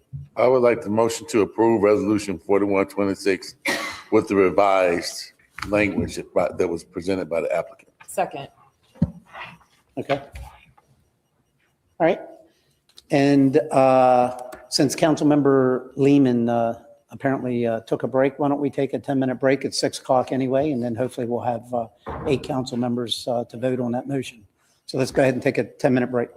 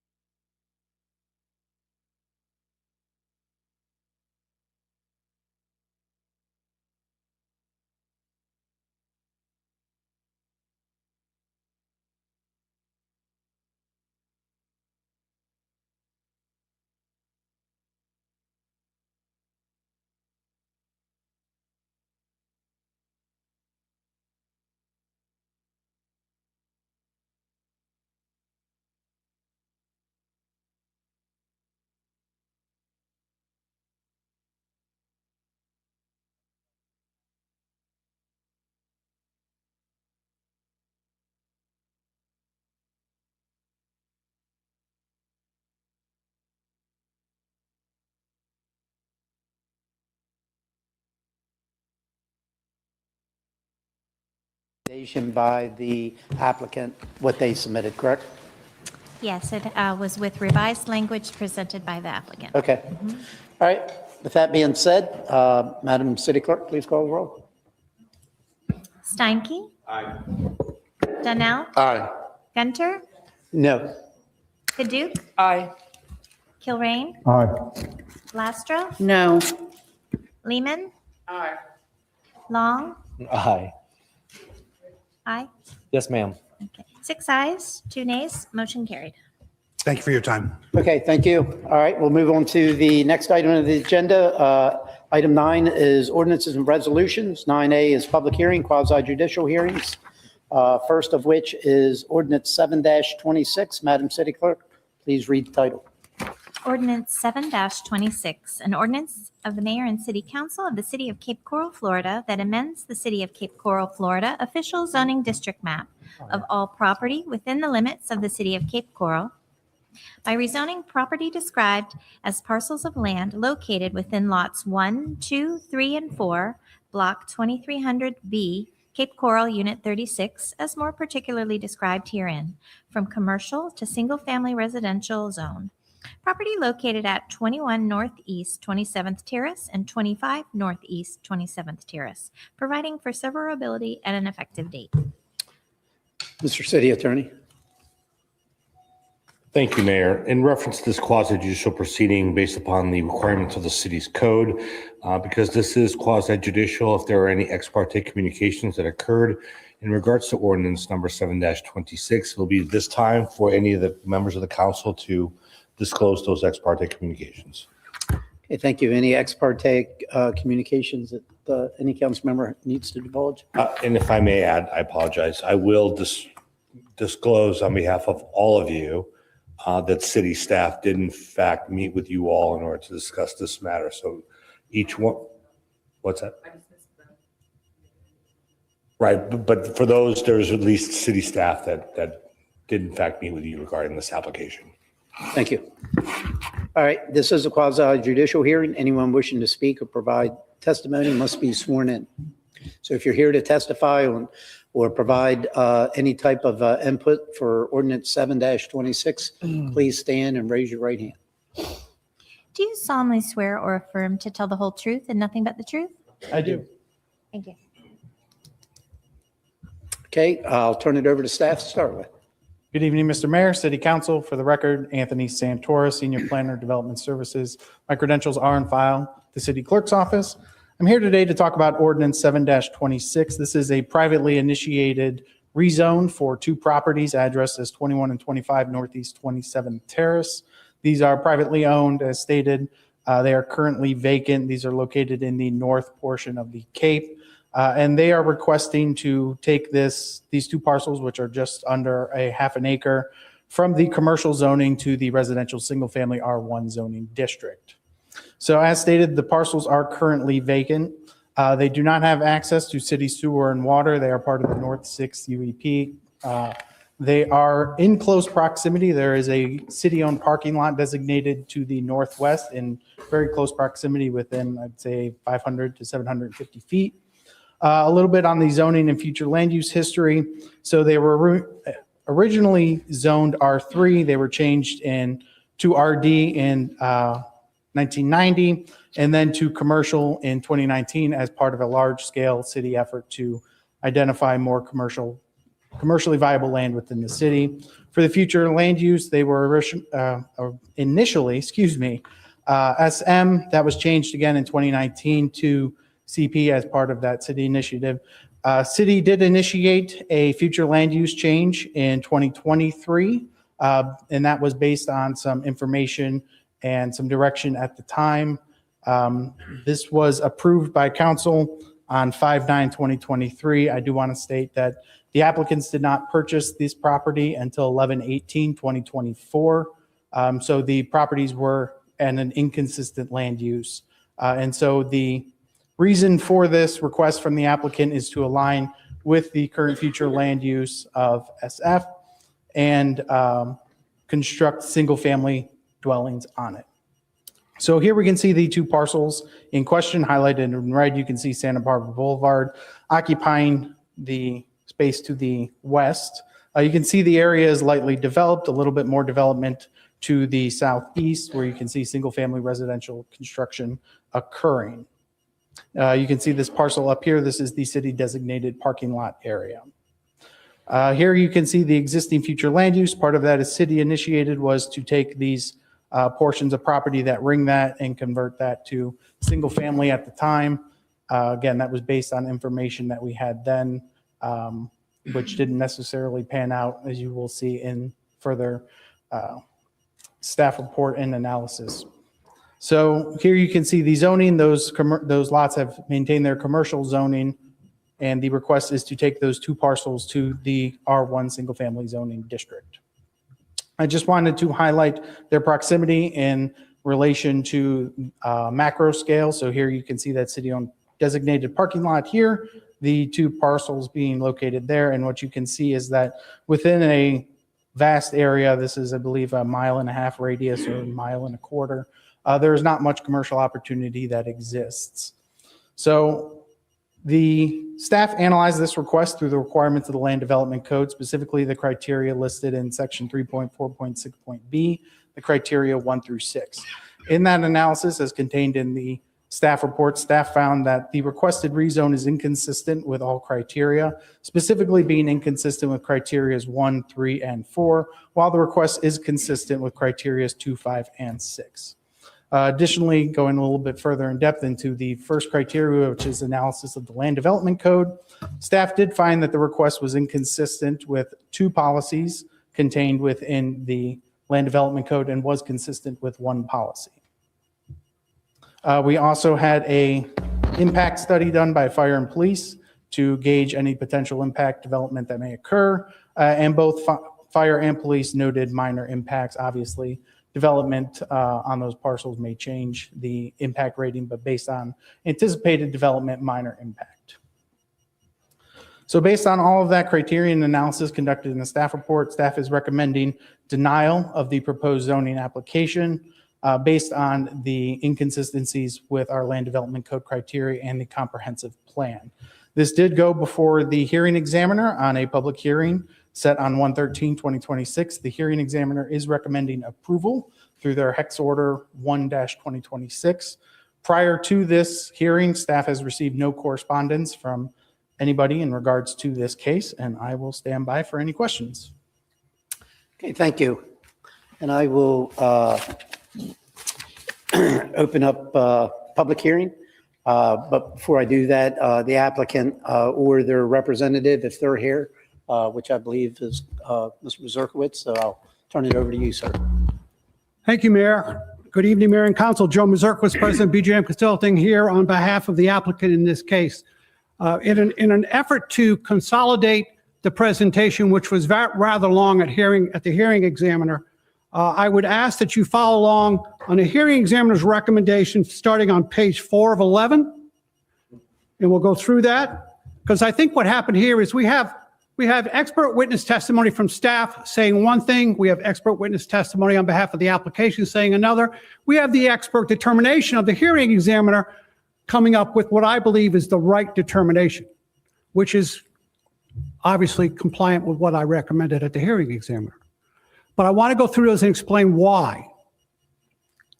First of all, I think it's important to know that back in February of 2023, Ordinance 2923, staff, at the executive summary, staff recommends the city initiate a future land use map amendment requesting for multiple properties at this part of the recalibration of the future land use map. The elements of this request include the following: from commercial to single family for 7.65 acres, the whole of this block. The purpose of this request is to amend future land use map in response to incompatible future land use and zoning and incompatibilities with the existing development pattern. Incompatibilities with the existing development pattern. This amendment seeks to correct efforts made back in 2019. This was a staff-initiated land use change when a large effort to amend the future land use map was undertaken in conjunction with the adoption of land development codes. As a result of that effort, the city was more aggressive in identifying future commercial and mixed-use properties than was prudent. So in 2023, your staff cover memo to ordinance 2923 says they came forward with this application, this land use application, to fix a problem that was initiated by staff in 2019. Now, you have to understand what caused 2019. If you remember correctly, 2019, there was state legislation that was talked about putting every future land use map amendment on a referendum question. That would have been very onerous in the city of Cape Coral. So in lieu of that, or in preparation of that, staff went aggressively out, and I even helped them do it. Look for large areas of what could be possibly commercial property. And they did it very successfully as a precursor to not having to go to referendum if that question had passed. That question didn't pass. But while we were very aggressive in the 19 action, we were over-aggressive in some areas by taking areas that were predominantly already residential in nature. And that's the area we're talking about right now. So in 2023, I want to make it very clear to you, the last public vote and the last public position of the city of Cape Coral was to make this single family land use in 2023. The owners of this property bought it, as you just heard earlier, in October 24 or November 24. Staff further testified that the zoning of the parcels, and now we're back to the actual entitlement history, was originally R3, then was changed from R3 to RD, residential development, in 1990 via ordinance 6190 in 1990. That's the original land use plan. It was then changed from RD to C, the current zoning, in 2019 via ordinance 419 as a result of the action taken by the prior council in 2019, changing the land use. So the city council, when they made that large land use map amendment, came back and made the zoning comply with the land use map amendment. Now the staff comes back, and rightfully so, I believe, says we've made a mistake. This part of this block was predominantly residential. We need to go back and make this single family. And in 2023, you did. All we're doing is making the lots consistent, the zoning of these two lots consistent with the underlying land use, which has been in place since 2023. When I asked staff what changed since 2023, because in 2023, staff recommended changing the land use to single family. Well, if they didn't think it was going to be single family, they shouldn't have made a recommendation to change the land use to single family from commercial to single family. Now they're back here in 2025, 2026 saying, oh no, it's going to be it should be commercial. So I said, what changed? The professional concept of planning, urban planning, has not changed in the last 2 years. So what changed? Staff said, well, we had an update to the growth plan, to the build-out plan. And I said, well, that's very interesting, because the growth and build-up plan hasn't changed the build-up population of the city since it was originally done. So any changes to that plan, and besides that, this property was already land use as residential when that plan was done. That's just a fallacy. There was no significant changes between 2023 and 2025, other than what I think is what staff perceives as political changes. And you don't do land use and zoning by politics. You do it by law. And the hearing examiner agreed with me when I made that presentation to her. If you look at the comprehensive plan consistency under 7 on page 5 of 11, as set forth elsewhere, the proposed rezoning to R1 district is consistent with single-family residential land use. Both staff and the applicant agreed with that. Chapter 3 in the housing element is where we disagreed. Staff opined that the proposed rezoning request would allow a creation of new housing within the city limits in the form of single-family construction, which would be consistent with this goal. However, staff then opined that since this type of construction already exists or may be developed in both of the immediate areas and throughout the community, the proposed rezoning request would not comply with the goal. Staff doesn't have a Ouija board. They don't know what's going to be developed on those two single-family lots. It could be $1 million homes. It could be $1 million homes that become the location of at-home residences, at-home businesses, which we already have 8,000 plus in the city of Cape Coral. Your staff is thinking like it's 2019. We got to start thinking like it's post-pandemic. It's 2026. Businesses don't always occur in commercial. In the city of Cape Coral, we have 800 Airbnbs. That's 2,400 homes, rooms. Those are hotel rooms in residential areas. We have 8,000 at-home businesses. Those are jobs in at-home residences. Staff is still thinking you have to be commercial before, you have to be a commercially zoned before it's an actual commercial benefit to the city of Cape Coral. They got to move forward. The hearing examiner respectfully disagrees with staff. The specifics of types of construction within a single-family residential category are known. The specific of types of tenure, owner versus renter occupied, are also unknown. Accordingly, the hearing examiner recommends that insufficient data exists to analyze the application consistent with this goal. Therefore, it is not to be utilized in council's review of a rezoning application. Under Chapter 4, Future Land Use Policy 1.15, it talks about, based on the hearing examiner's review of the policy, the hearing examiner recommends the finding and granting requesting zoning is in compliance in furtherance of the requirements of all the application provisions of the comprehensive plan. Now we go, so we're in compliance. According to the hearing examiner, we are in compliance with the comp plan. We are actually making the zoning compliant with the existing land use which the city just a couple of years ago put in place to fix a problem they made 2019.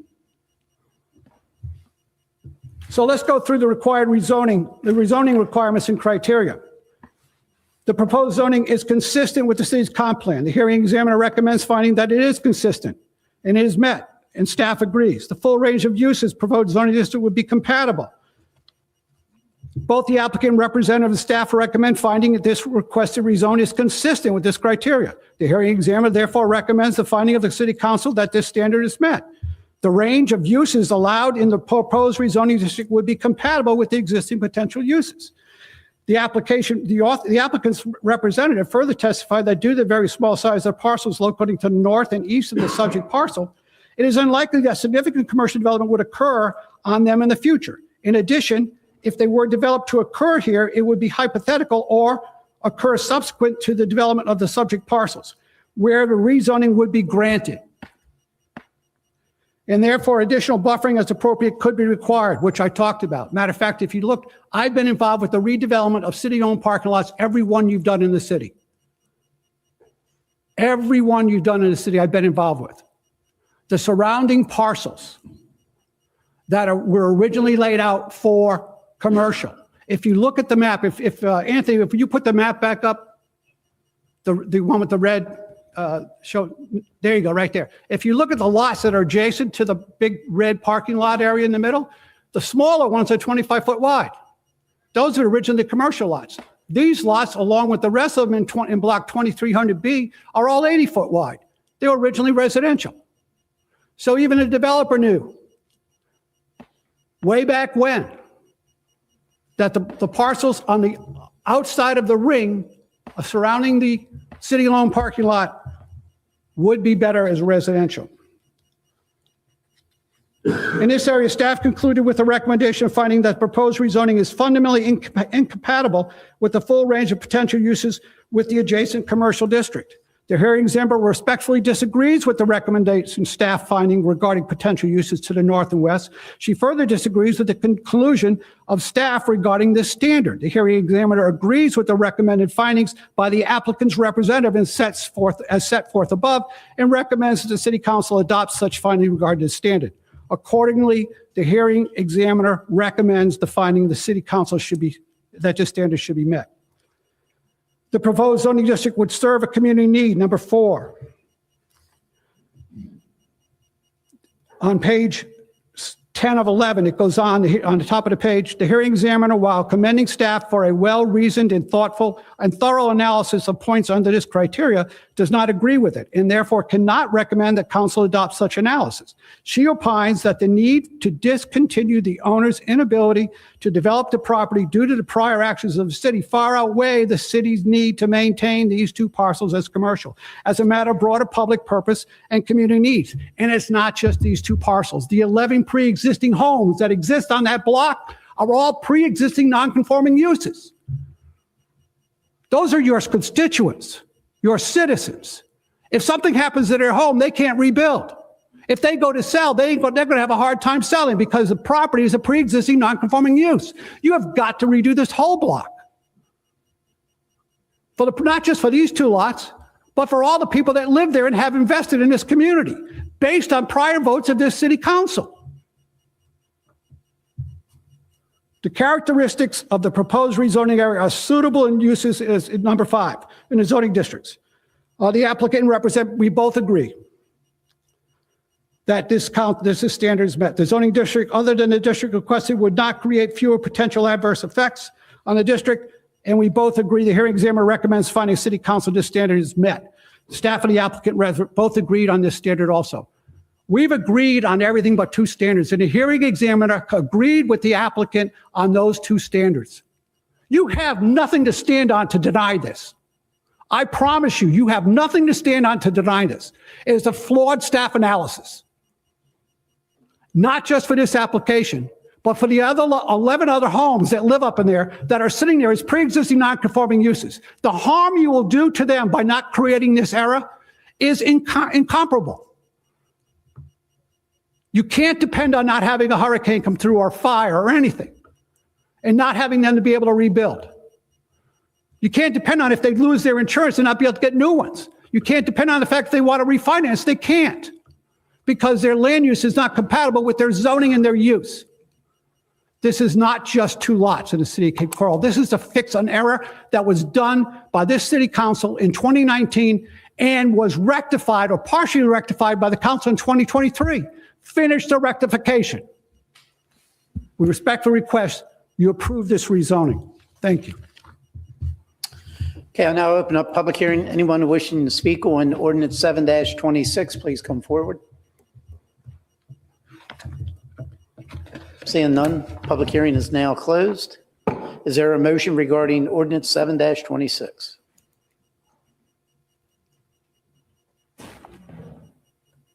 Motion to approve for consideration.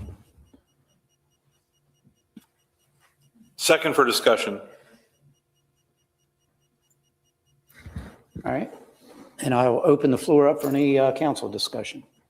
Councilmember Steinke. Thank you, Mayor. Could we get slide 7 up?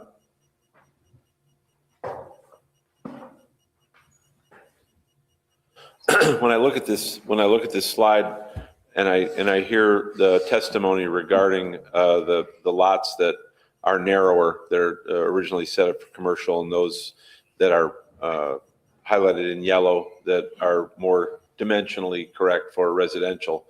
And I see the gray, what look like roads, ingress, egress, if you will. Looks interesting on this slide, but then I think it's slide number 4. It shows that ingress, egress doesn't exist.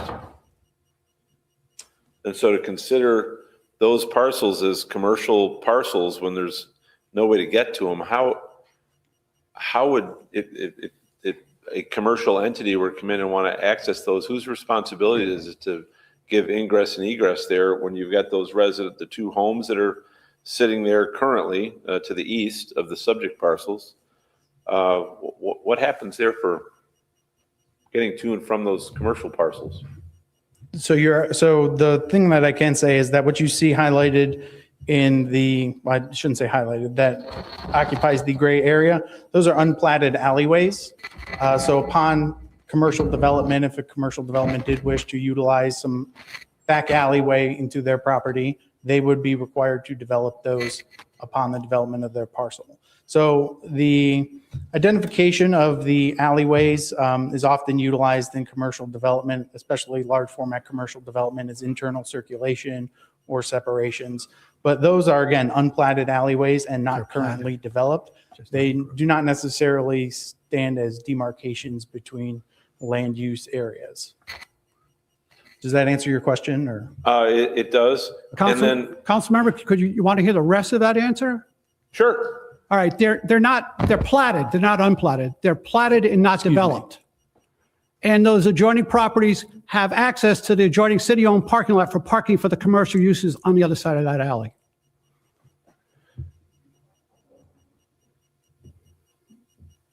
Okay. Thank you. All right. Any other discussion? Seeing none, Madam City Clerk, could you clarify what the motion is? Yes, Your Honor, I have a motion from Councilmember Kilrain, motion to approve for consideration, with a second from Councilmember Steinke for discussion. And if we could clarify that, if we could, Councilmember Kilrain. Yeah, it's a motion to approve, and I wanted the discussion to occur so we could bring it forward. So I'll make the motion to approve. Make the motion to approve? Yeah. All right. Does the second agree with? Second agrees. All right. And there's one other light that popped up, Councilmember Long. Yeah, I just want to remind this body that just because something is said assertively doesn't necessarily make it correct. So I want to be aware, make everyone aware that when an individual says we don't have a leg to stand on, but we've got a trained and competent staff that's making the recommendation that we deny it, that we take that into consideration just as much, if not more, than an individual that has a job to do, frankly and respectfully. So I just seems pretty straightforward, but I want to make sure that everybody's aware of that. And I will not be supporting the motion. Thank you. Yeah, I guess, for me, I look at the inconsistencies that staff had identified in their presentation, and with, we only have about a 91 to 9% commercial to residential tax base now. And I think that's where a lot of the previous decisions have been made, is if we continue to take away the commercial zoning that we do have now, it's going to be so difficult to increase that commercial tax base in for the city. So for those reasons, between that and the inconsistencies that staff identified, I won't be supporting the motion either. Councilmember Donnell? I just want to also mention this is quasi judicial, a little different. We base our decision based on the information that was presented on both sides. That was a reflection for me. So that's all. Councilmember Kadout? Thank you, Mayor. Why would LIPA show this as vacant residential? If we have it as commercial, I'm not sure. And it's been 7 years for LIPA to update that. So I'm just confused as why it would show vacant residential land. So if I could, my understanding is that that is a taxing code, and that it is not, my understanding that it is not updated until actual development occurs on them. So they've been taxed at the residential vacant land rate. And That's where my personal job comes into play, because when I'm giving someone a loan, I would be basing it off of this. And so we do, I totally understand that, because we field a lot of calls from people that have dealt with realtors or have looked at the LIPA site trying to do their due diligence and have seen the vacant residential code and said, oh, it's residential. We, in all of our communications with the citizenry, want to reinforce to everybody that, hey, contact the city. We have actual jurisdiction over the zoning and land use of those properties. And we have thankfully caught some people that have done that, have called the city, and we've been able to tell them, hey, those are actually commercial. But we have had some people that have contacted us or submitted a building permit, and unfortunately they did go off the LIPA, and they said, well, we saw it was residential, and we told them, well, no, that's a taxing code. That's not the actual zoning. Within the bounds of the city's jurisdiction is the actual zoning, and that is what we dictate. We need to work with the property appraiser, because if I approve someone for a loan and they've already signed their documents and I've funded their loan, and then you're going to tell them no, that's a huge discrepancy. Right. We can definitely look into that. Thank you. The land use is Councilmember Kilrain. Yeah, although I brought it up for approval, Turn your mic on. From a policy standpoint, I think that our direction is really to maintain commercial in all areas that we can. That makes sense. And the location of this one, I think, makes sense to keep it commercial. So I won't be supporting it. Councilmember Steinke. Yeah, I've always said I'd wait until the very end to make a final decision, and based on what I've heard and the fact that we need commercial in a variety of places, just the fact that it's not there now, and the only thing we see there now is residential. We've got 30, 40 more years to grow and a lot of infill to happen. And those residences up there are going to need services. So I too will not be in support of it based on all that I've heard. Seeing no other lights on, Madam City Clerk, could you call the roll, please? Steinke? No. Donnell? Aye. Gunter? No. Paduk? Can we clarify the motion? Motion to approve ordinance 7-26. Aye. Kilrain? No. Lastra? No. Lehman? No. Long? No. 2 ayes, 6 nays, motion failed. Okay, Mr. City Attorney? I gotta fix this. There now needs to be a motion, and that motion needs to ultimately deny the requested relief based upon the testimony that's been provided by staff, as further supplemented by staff's report regarding this matter in order to ensure that we do not have a legal challenge. So the motion needs to be articulated the way. Motion needs to be, at this point in time, which was originally for approval, the motion should be for denial So, okay. based upon the testimony of city staff that is further supplemented through city staff's presentation and their report regarding this specific request. All right, do we have a motion on the So floor? moved. I'll make a motion of denial All right. A second. Based upon based upon staff's presentation. their testimony, and as further identified within the staff report regarding this matter. Yes. And do we have a second? All right. Yes. Any other discussion? All right, we have another motion and second on this topic. Madam City Clerk, please call the roll. Steinke? Aye. Donnell? Nay. Gunter? Aye. Paduk? No. Kilrain? Aye. Lastra? Aye. Lehman? Aye. Long? Aye. 6 ayes, 2 nays, motion to deny carried. Okay, we will move on to item 9B, which is public hearings on legislative hearings. We do not have anything listed, so we'll move on to introductions. Just wanted to mention anyone that wants to participate in citizens input, to please fill out a comment card. As soon as we get through the introductions, we'll be going to citizens input. Madam City Clerk, we'll move on to 9D introductions, first of which is ordinance 9-26. Madam City Clerk, please read title, set the public hearing date. Ordinance 9-26, an ordinance of the mayor and city council of the city of Cape Coral, Florida, providing for a referendum to consider the adoption of amendments to section 4.06, Mayor Pro Tem of the city of Cape Coral, Florida Charter, concerning the election of a council member to serve as Mayor Pro Tem, providing for publication of a notice of the referendum election, providing for severability and an effective date. The public hearing will be March 25th, 2026. Okay, any discussion by staff or council? Seeing none, we'll move on to ordinance 11-26. Madam City Clerk, please read title, set the public hearing date.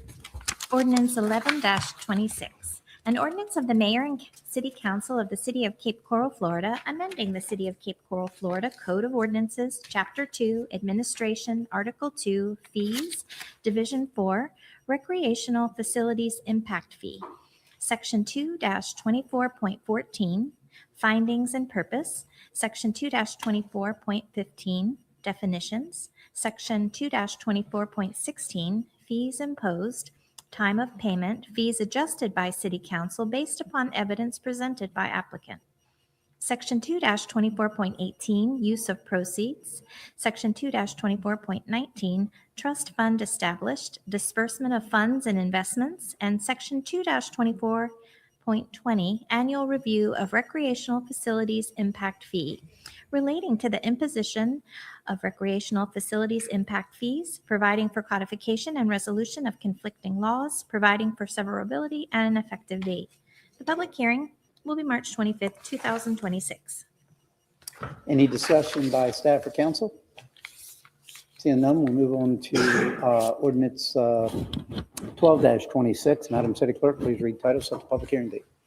Ordinance 12-26, an ordinance of the mayor and city council of the city of Cape Coral, Florida, amending the city of Cape Coral, Florida Code of Ordinances, Chapter 2, Administration, Article 2, Fees, Division 3, Public Safety Impact Fee, Section 2-24.8, Definitions, Section 2-24.9, Fees Imposed, Time of Payment, Fees Adjusted by City Council based upon evidence presented by applicant, Fire and Rescue Impact Fee Credits. Section 2-24.10, Refunds and Fee for Special Fire Safety Needs. Section 2-24.12, Use of Proceeds. And Section 2-24.13, Annual Review and Adjustment of Public Safety Impact Fee, relating to the imposition of public safety impact fees, providing for codification and resolution of conflicting laws, providing for severability and an effective date. The public hearing will be March 25th, 2026. Any discussion by staff or council? Seeing none, we'll move on to ordinance 13-26. Madam City Clerk, please read title, set the public hearing date. Ordinance 13-26, an ordinance of the mayor and city council of the city of Cape Coral, Florida, providing for a referendum to consider the adoption of amendments to Section 4.02, eligibility of the city of Cape Coral, Florida Charter, relating to permanent legal residency and domicile requirements for the eligibility of candidates for council member or mayor, providing for publication of a notice of the referendum election, providing for severability and an effective date. The public hearing will be March 25th, 2026. Any discussion by staff or council? Yes, Mayor, if you would, please. Yes, sir. As was discussed during the committee of the whole, there were some concerns that were raised regarding a change and the requirement for the one-year residency that was raised by Councilmember Donnell. Specifically, the issue was in regards to a redistricting under our city's charter.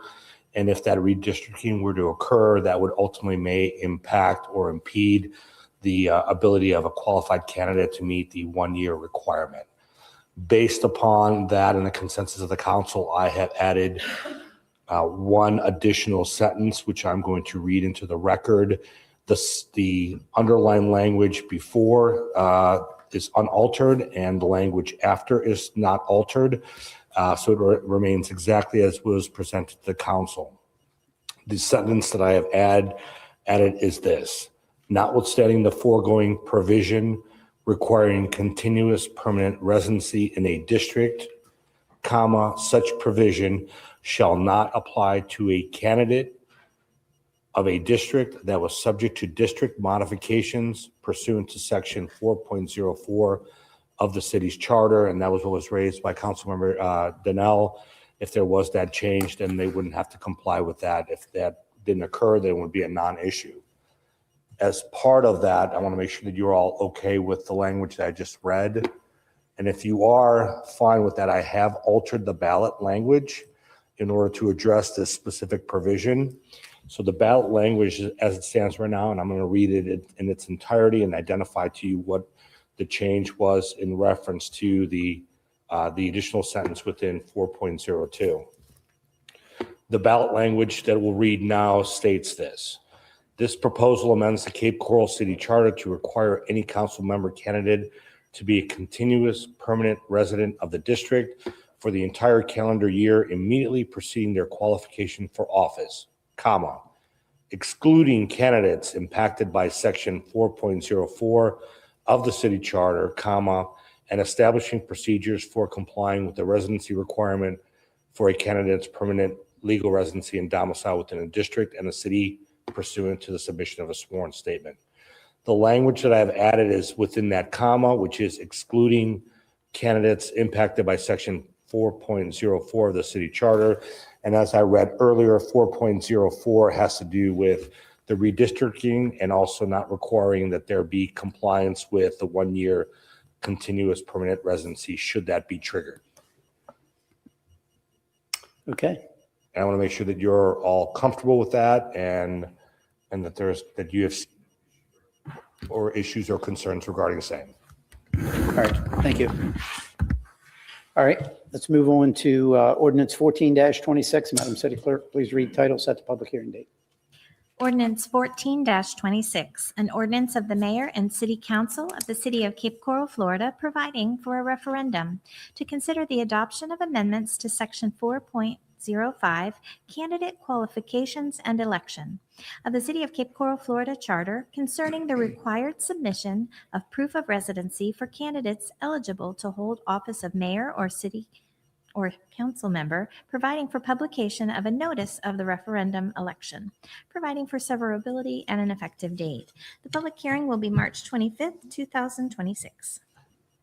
Thank you. Any discussion by staff or council? Yes, Mayor, if you would, please. Go ahead, sir. In reference to this specific referendum item, the language of the exhibit, Exhibit A, which was what was discussed during the committee of the whole, has not been altered whatsoever. In reference to concerns that were raised by Council Member Stankey, what I have done is modified the ballot language, and the modification of the ballot language is as such, which has to do with the two documents. And what I've done is further expounded on that by stating that the two documents establishing proof of residency pursuant to those acceptable documents set forth within new section 4.05 C2 of the city's charter. So before that, it did not have that specific language. It just had two documents establishing proof of residency. The pursuant to those acceptable documents set forth within new section 4.05 C2 of the city charter does in fact encapsulate what would be acceptable for an individual to meet the requirements for qualifications to be put on the ballot. And that is it. All right, thank you. All right, any other discussion by staff or council on ordinance 14-26? Okay, seeing none, we'll move to item 10, is citizens input. Citizens input is a maximum of 60 minutes set for the input of citizens on matters concerning city government, 3 minutes per individual. Please remember to state your name for the record. Citizens are given opportunities to be heard concerning matters scheduled on the council agenda or any other meetings pertinent to the city. In order to promote an orderly system, holding a business meeting to ensure that individuals are not embarrassed or harassed as a result of their exercise of their right of free speech, the city has established rules that must be followed. These rules are the council rules of procedure, which are established by a resolution and adopted by city council. Speakers were required to always maintain proper decorum. Only the person recognized by the mayor should address the city council or make audible remarks during the business portion of the meeting. Speakers shall address their comments to the city council as a whole, not to as an individual council member or to city staff or any member of the audience. No person shall make personal profane remarks or gestures. Unauthorized remarks, stomping of feet, whistling, and similar demonstrations shall not be permitted during the business meeting. No person is permitted to interrupt the city council's proceedings or comment on any other person recognized by the mayor in this matter. No person is permitted to behave in a disorderly manner by shouting, yelling, whistling, chanting, singing, dancing, clapping, foot stomping, cheering, or engage in any other disruptive display during the city council business meeting. No person can display a banner, place card, or sign. No person can distribute any handouts or materials to any members in the audience within City Hall. No person is permitted to refuse to follow the instructions of the mayor or comply with the policies and rules that are governed by the city council proceedings that have been approved by city council. Any person who engages in behavior that is prohibited with the rules and or is boisterous or disruptive in any manner in the city council business meeting shall be asked to leave or may be escorted for the room by the police department. So with that being said, Madam City Clerk, go ahead and start your first speaker, please. Deborah Wheeler and Rebecca Rothschild. Ms. Wheeler? All right, is Ms. Wheeler here? Nope. All right, come on up, ma'am. Use the podium. Who's the second person? Next up is Joe Mazurkowitz. Mr. Mazurkowitz. Same podium over to the left in front of the doors, please. So first, Ms. Rothschild. She's first, Mr. Mazurkowitz, and then you. We'll get it right here in a minute.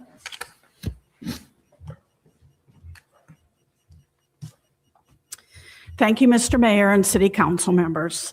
I would like to bring forth a matter that concerns me deeply. I am a resident of Cape Coral, and specifically, I reside on Yucatan Parkway.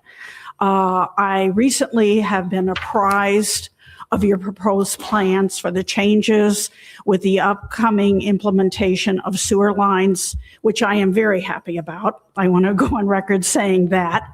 And I am a friend and a neighbor of Mr. Don Freeman. I think he's known to some of you or all of you. He is an engineer that divides his time between Massachusetts, Maine, and Cape Coral. And in a private conversation, he apprised me of the changes, and he said that he felt that aesthetically the changes are beautiful. However, in a conversation that we had this very morning, he did admit that he did not take into consider some safety concerns. It's my understanding that we now have, we currently have this beautiful divided parkway, and it's my understanding that the proposal is to change our parkway to a 2-lane road with oncoming traffic.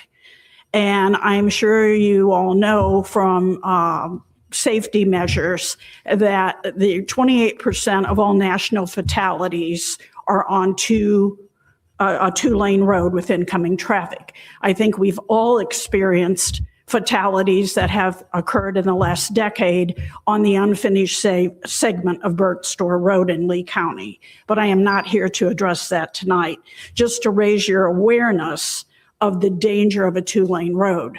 I'm a senior citizen. Some of our neighbors are older than I am. They take advantage of bicycling and walking, jogging, walking their pets. And with a 2-lane road, and Don even agreed with this, the amount of traffic and the way people speed down our roadway. I even had a conversation with a Cape Coral police officer this week and shared my concern and offered that he could come park in our driveway or in the vacant lot adjacent to us. I would highly recommend that you put one of the gadgets that measures your speed, because I'm here to tell you it's in excess, way in excess of 35 miles an hour, which is the posted speed. So I am just asking for your consideration tonight, unless this is cast in stone, that if there's any way you can maintain our divided parkway. And again, I think it's great with the bike path and the jogging path. Thank you. Also, I want to say that, just let me Go ahead and wrap it up real quick, please. Goes to you. Well done. Embers is complete. You have maintained the divided parkway on Embers, and I think it's beautiful. Thank you. So, thank you.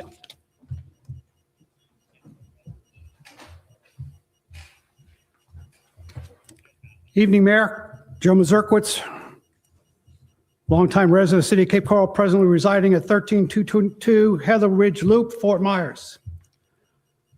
I've served 4 terms, 10 years as mayor of Cape Coral. After leaving, provided Florida communities with feasibility reports on becoming cities with review of their proposed charters, 4 of which are now very successful cities. I did 2 years of graduate study and 3 years of postgraduate studies in the area of local government and governance. I have reviewed many forms of local government, including council managers, strong mayor, and commission charters. I have been invited to review and present on local forms of governance in many communities throughout the state of Florida and by the Florida League of Cities. I say all this not to blow my horn, just to let you know maybe I know what I'm talking about. All in all, I have learned one thing in 43 years of doing this work. You can't replace an absence of leadership by changing the structure of local government. It's the people who are key to success of local government, not the form of government. Regarding strong mayor, I would like to share the following. An independent IBM study concluded by researching similar sized demographic and populations cities, its findings shows the strong mayor local government costs were 10% higher for general government services than cities with a council manager form. There's also a condition known as brain drain, the loss of the top of the line applicants will start as soon as the issue is slated for the ballot. Just the fact that this issue is being discussed will reduce the pool of professionals who will apply for a career here. The lack of long-term consistency in senior staff positions, as senior staff level positions will become political appointees, changing every 4 to 8 years or even sooner. Specifically, the Cape is facing so much growth and changing demographics. We are best suited for it with a professional manager who has the education and experience to help us through this process. As you get rid of, and also you can get rid of a manager if the majority of council agrees to do it any time. I did it 4 times during my 10 years. Never shy about using up a manager and getting a new one. You may think you want to put this big decision in the hands of the voters. Why? I am sure none of you would put an important issue on a ballot for the voters to consider unless you philosophically agreed it would be better for the city if passed. A politician might do that because they get political kudos for it, but a statesman never would. Finally, I have not heard any public outcry for a change in form of government, and recent social media was trending against it. So I ask once again, why is this issue continually being brought up in this venue? Thank you. Thank you. Thomas Senator and Marie Kavanaugh.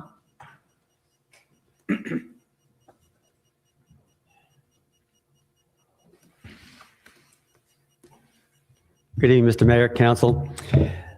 Over the weekend, I went by J.C. Park. I took some videos. I made some comments online, and I was attacked saying that I had nothing to do with it. But yet in my post, I gave kudos to all of you on council. So I just want to stand here and say thank you for getting J.C. Park the way it is. I'm not happy how it started, but it's looking really good. So I want to thank you for that first and foremost. Second is this podium here. It really should be center of the room and facing you directly, not on an angle. And I know that was a safety concern, and you all know who I am. I've been a police volunteer for 7 years. We got Cape Coral's finest here. I don't think there's an issue of safety for you or anybody in the room. So I would hope you'd reconsider and moving it back over to the center. I also looked at the yacht club, and on the Marine Patrol where I served 7 years, we used to have our boats there. We used to have a lot of boats stored there on the slips. We had good income for the city. I did notice we have a couple barges there, so I'm thinking that you're moving forward on it. You're probably moving the pilings, maybe getting the seawalls done. If you can just maybe kind of expand on when we might see that back, and any idea about the boathouse going back in. Also, as I still have some more time, the beaches were really packed, and that's a great sign. So our Cape Coral beaches are looking good. A lot of people there. We still have restrooms there, but I also noticed there's no venue for food or water there. Is there any way we can issue maybe a temporary permit for a food truck so there's something out there for our citizens while they're enjoying our beach? But it's all looking good. I want to thank you and appreciate your time. Thank you.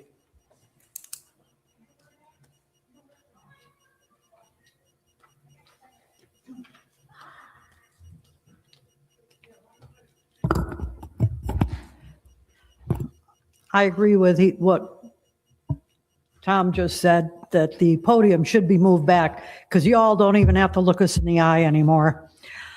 I want to know how much the city has spent on Bimini East to date, because the $45 million that's been quoted over the last couple months or so goes back to the middle of last year. And I know that you put down sod on over 18 acres, and that's going to require mowing and whatnot and whatever else you've spent, but it's more than $45 million.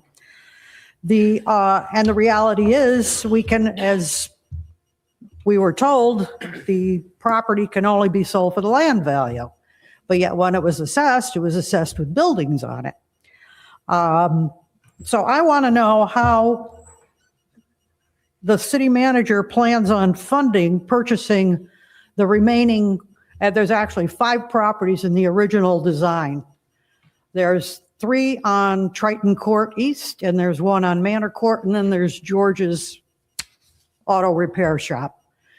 That's going to cost you a fortune to buy because it's a well-established built business, very successful. And the other ones, if you just look at what these people paid for them, you're looking at about $3.5 million.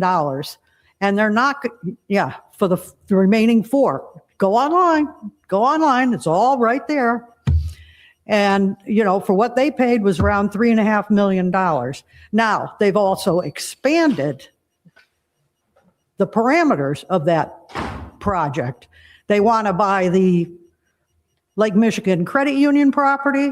They want to buy the gelato place next to it. And then there's another bank, First American or First something or other. If you add those in with the properties that we don't own in the original Bimini East, you're looking at $6.5 million, excluding George's Garage. So I want to know where that funding's coming from. And the old bank on Cape Coral Parkway that's currently being demolished, I want to know why code compliance didn't condemn that building. You knew it was vermin infested and damaged by the floods, but yet the CRA gave the multi-millionaire owner of that property $100,000 to demolish it. If Cape Code Compliance condemned it, the onus would be on the property owner to take that down. Why should we pay for that?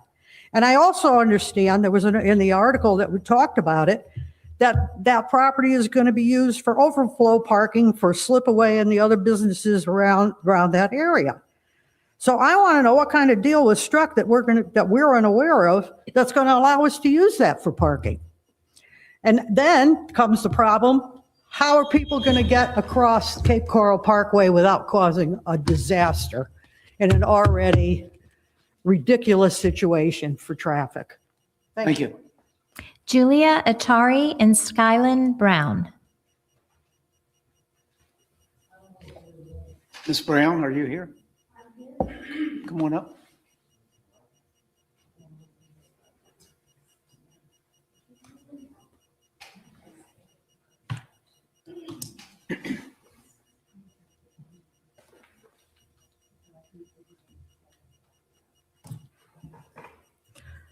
Good evening, and thank you for the opportunity to speak.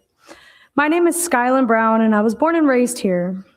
Recently, we've seen cease and desist letters sent to community Facebook groups that have shared information with residents for years. Many of these groups have existed for over a decade without issue. The sudden enforcement raises concerns among citizens about transparency and whether the city is becoming less open to criticism from the very people it represents. At the same time, we're hearing about hundreds of millions of dollars tied to redevelopment projects like the Yacht Club and now this flag.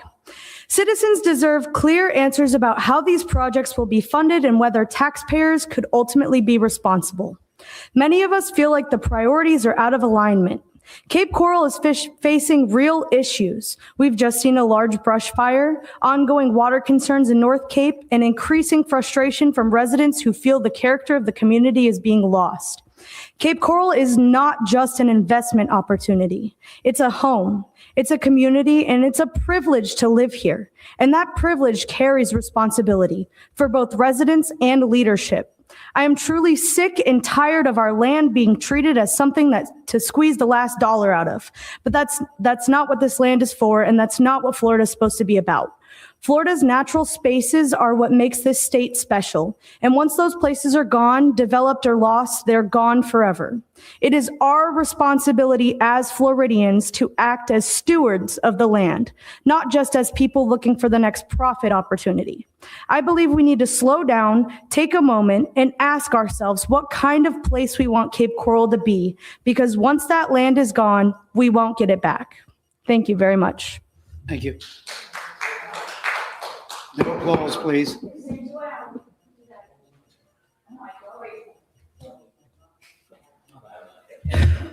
No, I'm not allowed now. Julia Atari, Vice Chair, take out the trash, Cape Coral. You know, I come here, I don't have a speech, I listen to what goes on, and then I have to speak about what's happening. So, first of all, thank you all for following our Facebook page, because I could tell by what you're saying up there that you're actually reading our articles. So that's a good thing. Maybe you're actually learning something about what the citizens want. The cease and desist letters, it's too much. I really wish that you would find a new city attorney, because this is getting out of hand. You're utilizing a man who's is getting paid an enormous amount of money just to pick on us. for being the voice of the people, and it has to stop. We don't need to be ceased. We don't need to be desist. We speak the voices of the people and what they want. We wouldn't grow every single day if people didn't want you to hear what we were saying. So even though you're putting us closer to the door, respectfully, you should put the podium back where it belongs, and you should treat us with the respect we deserve. Because when you sat in those seats, you were told it was the citizens, the council, then the city staff. We still are at the top of the food chain. Stop trying to throw us to the bottom. I listened to the whole deal about the flagpole, FAA, all that approval. That was a waste of city time. We shouldn't have had to sat through that. It was told it was going to be a private project, not a city project. And it shouldn't be a city project. That's the way it is, and I'm glad that some of you stood up for that one. And to ask to wait for us to get an approval or a guarantee, think back to J.C. Park. $1.4 million we were supposed to get from Amato for the reef. Every single contract that's been negotiated by Curly, Larry, and Moe over there has cost us money. It's ridiculous. We are over budget on every single thing we do in this city. So I wouldn't guarantee that this guy's going to come up with the money for a flagpole when we never even sued Amato the $1.4 million he owed us for the reef. What happened to that money? We only pick and choose who we're going to sue. We'll sue the citizens for opening their mouth, but we're not going to sue the guy that reneged on the contract. This is ridiculous. The way that you guys run this city is so backwards. It's crazy. We can't keep going backwards. Get off this whole, we don't like the citizens train, and do your jobs. Put what the people want first. You want a flagpole, Mr. Stanky? Pay for it. Thank you. Kyle Lahamadou and Ann Birchtold.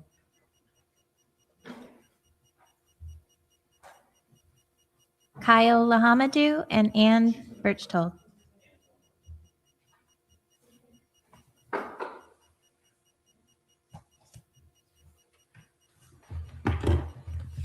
Ann Birchtold, Cape Coral. You know, I was here like a couple of weeks ago, and I really read through the rules of conduct carefully. I don't know whether any of you, other than the mayor, have read through these, but it was an entertainment in itself. No jumping up and down, no firing my gun here, no drinking in here. Man, that was really entertaining. And today's meeting is a perfect example of why we need to think about those rules. We had a beautiful student recognition here, and everybody did what? They did this. Some people even cheered. It was wonderful. So what is wrong with the citizens interacting positively, respectfully, when somebody speaks, when one of you speak, when they say, what is wrong with that? I mean, we're gavelled almost out the door. We're treated like second-class citizens.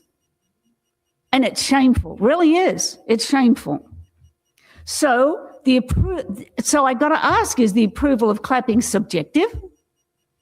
I mean, our rights are being eroded here. And we all know what happens. We all know what happened to somebody who had their rights eroded.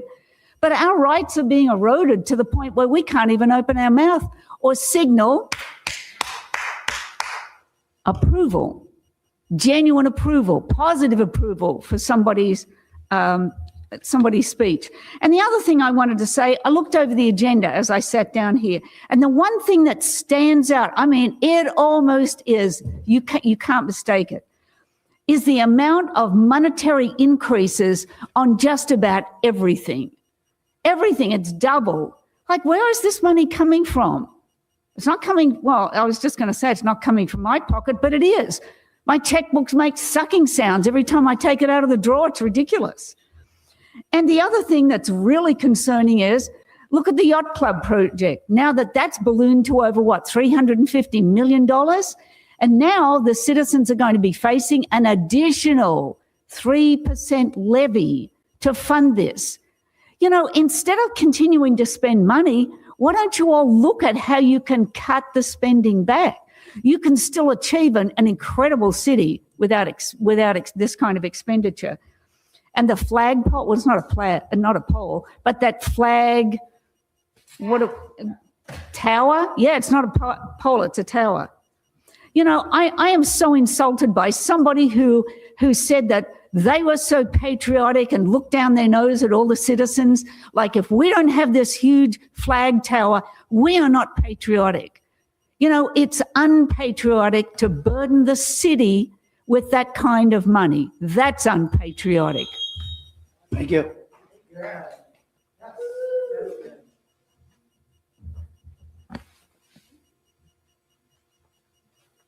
Good evening. Good evening, Kyle Amadou, District 7. Got a few things to talk about today.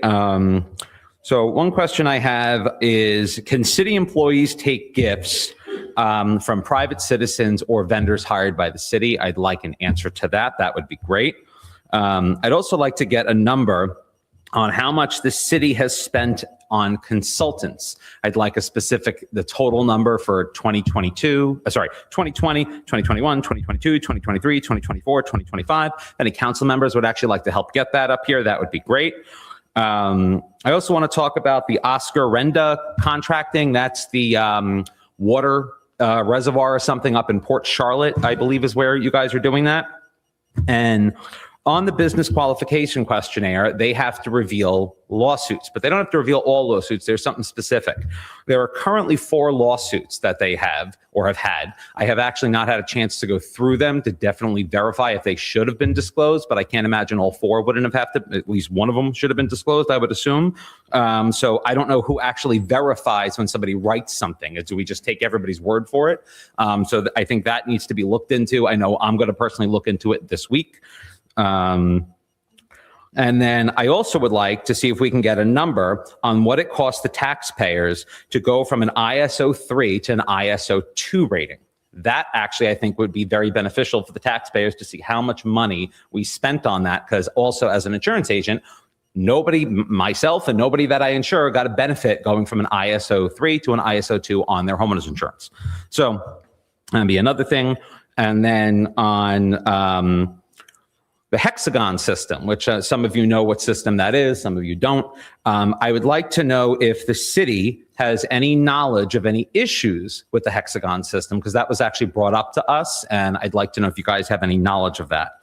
Then I would like to see if my council member would actually ask the city attorney to give his interpretation of viewpoint discrimination. I would appreciate that.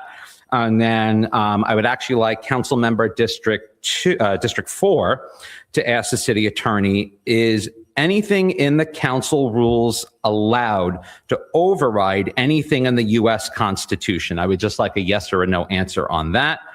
Let's see, where else am I going? We did that, did the Oscar Renda, hexagon. Okay, so again, we're going to go back to this lovely cease and desist that I got yet again delivered to my doorstep. So it's another one. God knows how many of these have been actually mailed out by the city. Again, if you want to waste my time, get it signed by a judge, because I'm not reading this crap. Thank you. Tom. No applause, please. Tom Shadrack. Last warning. Tom Shadrack and Lisette Fiallo.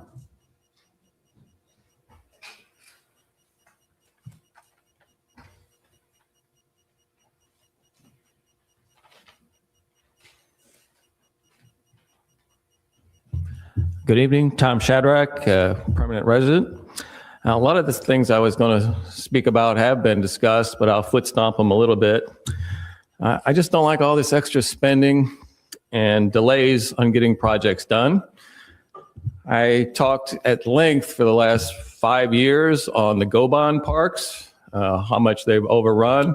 I think it's 90 million now, and the vote was for 60 million, and that included 11 for the yacht club they got removed. So it's at least basically a double the cost, and they were all advertised when we voted on them to be done by 2021. So they're not done. Half of them aren't done. So that's number one big concern that's started this whole process for me. This whole Bimini East, it was addressed, 45 million. And it was advertised at the workshop that we have to go finance 25 million of that until we recover over 25, 30 years in property taxes. Did you guys know when you voted to approve that 40 million expenditure that we were going to have to finance 25 million of that? I mean, that's what you're being told now. Was that disclosed to you? And did you, when you agreed to that purchase, did you know that we had to go get bond or financing for 25 million until you recovered that? I don't think you did. I hope you didn't. But then there was a question there. How come that wasn't already discussed? And my other one is the yacht club. It was discussed, going from a Taj Mahal that was advertised will cost 125, 150 million. And then within a year, the same project value is now 250. I mean, that's another 100 million more than what you guys talked about during a workshop to say, yeah, let's go do that. So now where are we today with this extra spending? I mean, I don't see any current discussion on what our debt tolerance is from this council. You had a workshop and you really didn't have a debate. Are you going to wait till June, till the preliminary budget comes out to decide how much debt we can handle? You can make those kind of discussions now. So you got like $155 million of growth in debt in the last year and a half or so that you didn't know about. And is anybody held accountable for these type of issues? I mean, to me, I don't think any of you knew that Bimini East was going to be that kind of a investment, or that the yacht club now that you're sitting on progressing forward at 250 million that citizens are going to have to pay for, especially in parking. Is there anybody really going to pay $5 an hour to go pay there to park? That's half your financing plan. Give me a break. Thank you.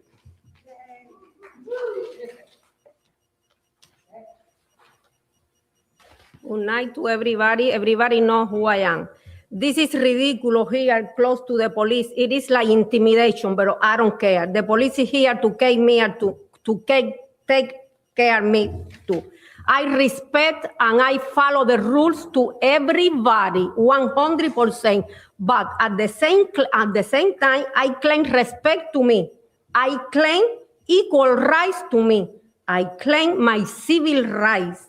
This is the racist. When I claim and I present complaint to this city council and mayor and nobody answered to me. I present 5 complaints to declare Kimberly on December 8 and Kimberly answered to me on February 23 because I was here. 2 days later, when I was here, he answered to me. This is the answer. As we discussed, when you turn in complaint for this past December, I am a neutral party on all matters. My role was to accept the refer you complaint, my involvement, and at that step, question who I am misrepresented here for this mayor and the council member. This for me is misconduct because you are there for respond every single claim from the resident. So this is misconduct for the resident in this city. I went to the department, to the Dayton, you know that I went, Dayton donor office, District 19, and I present the complaint and they say, you must respond to the resident. That is illegal because we pay taxes and your salary coming from the resident. This is illegal. I request to you, follow the rules, follow the Constitution, and unfollow everything. This is for me unrespect to me, okay? For that reason, I'm here, and you are ignoring to the resident when we present for Lego Channel every single time. Yes, Rachel, you are the first one in this case. Yes, I know. Love. You are misconduct. You are number one. Well, Because you love. You love. We've told you time and time again, please address us as a city Respect to council me. body. Okay, I claim respect to me when nobody respond for my legal channel when I present my request. Thank you. This is un respect. Thank you. Jennifer Alvarez Watts.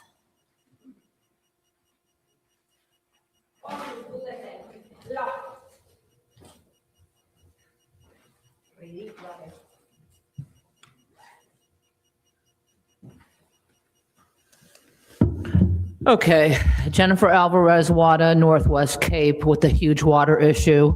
This is what I'm here to address today.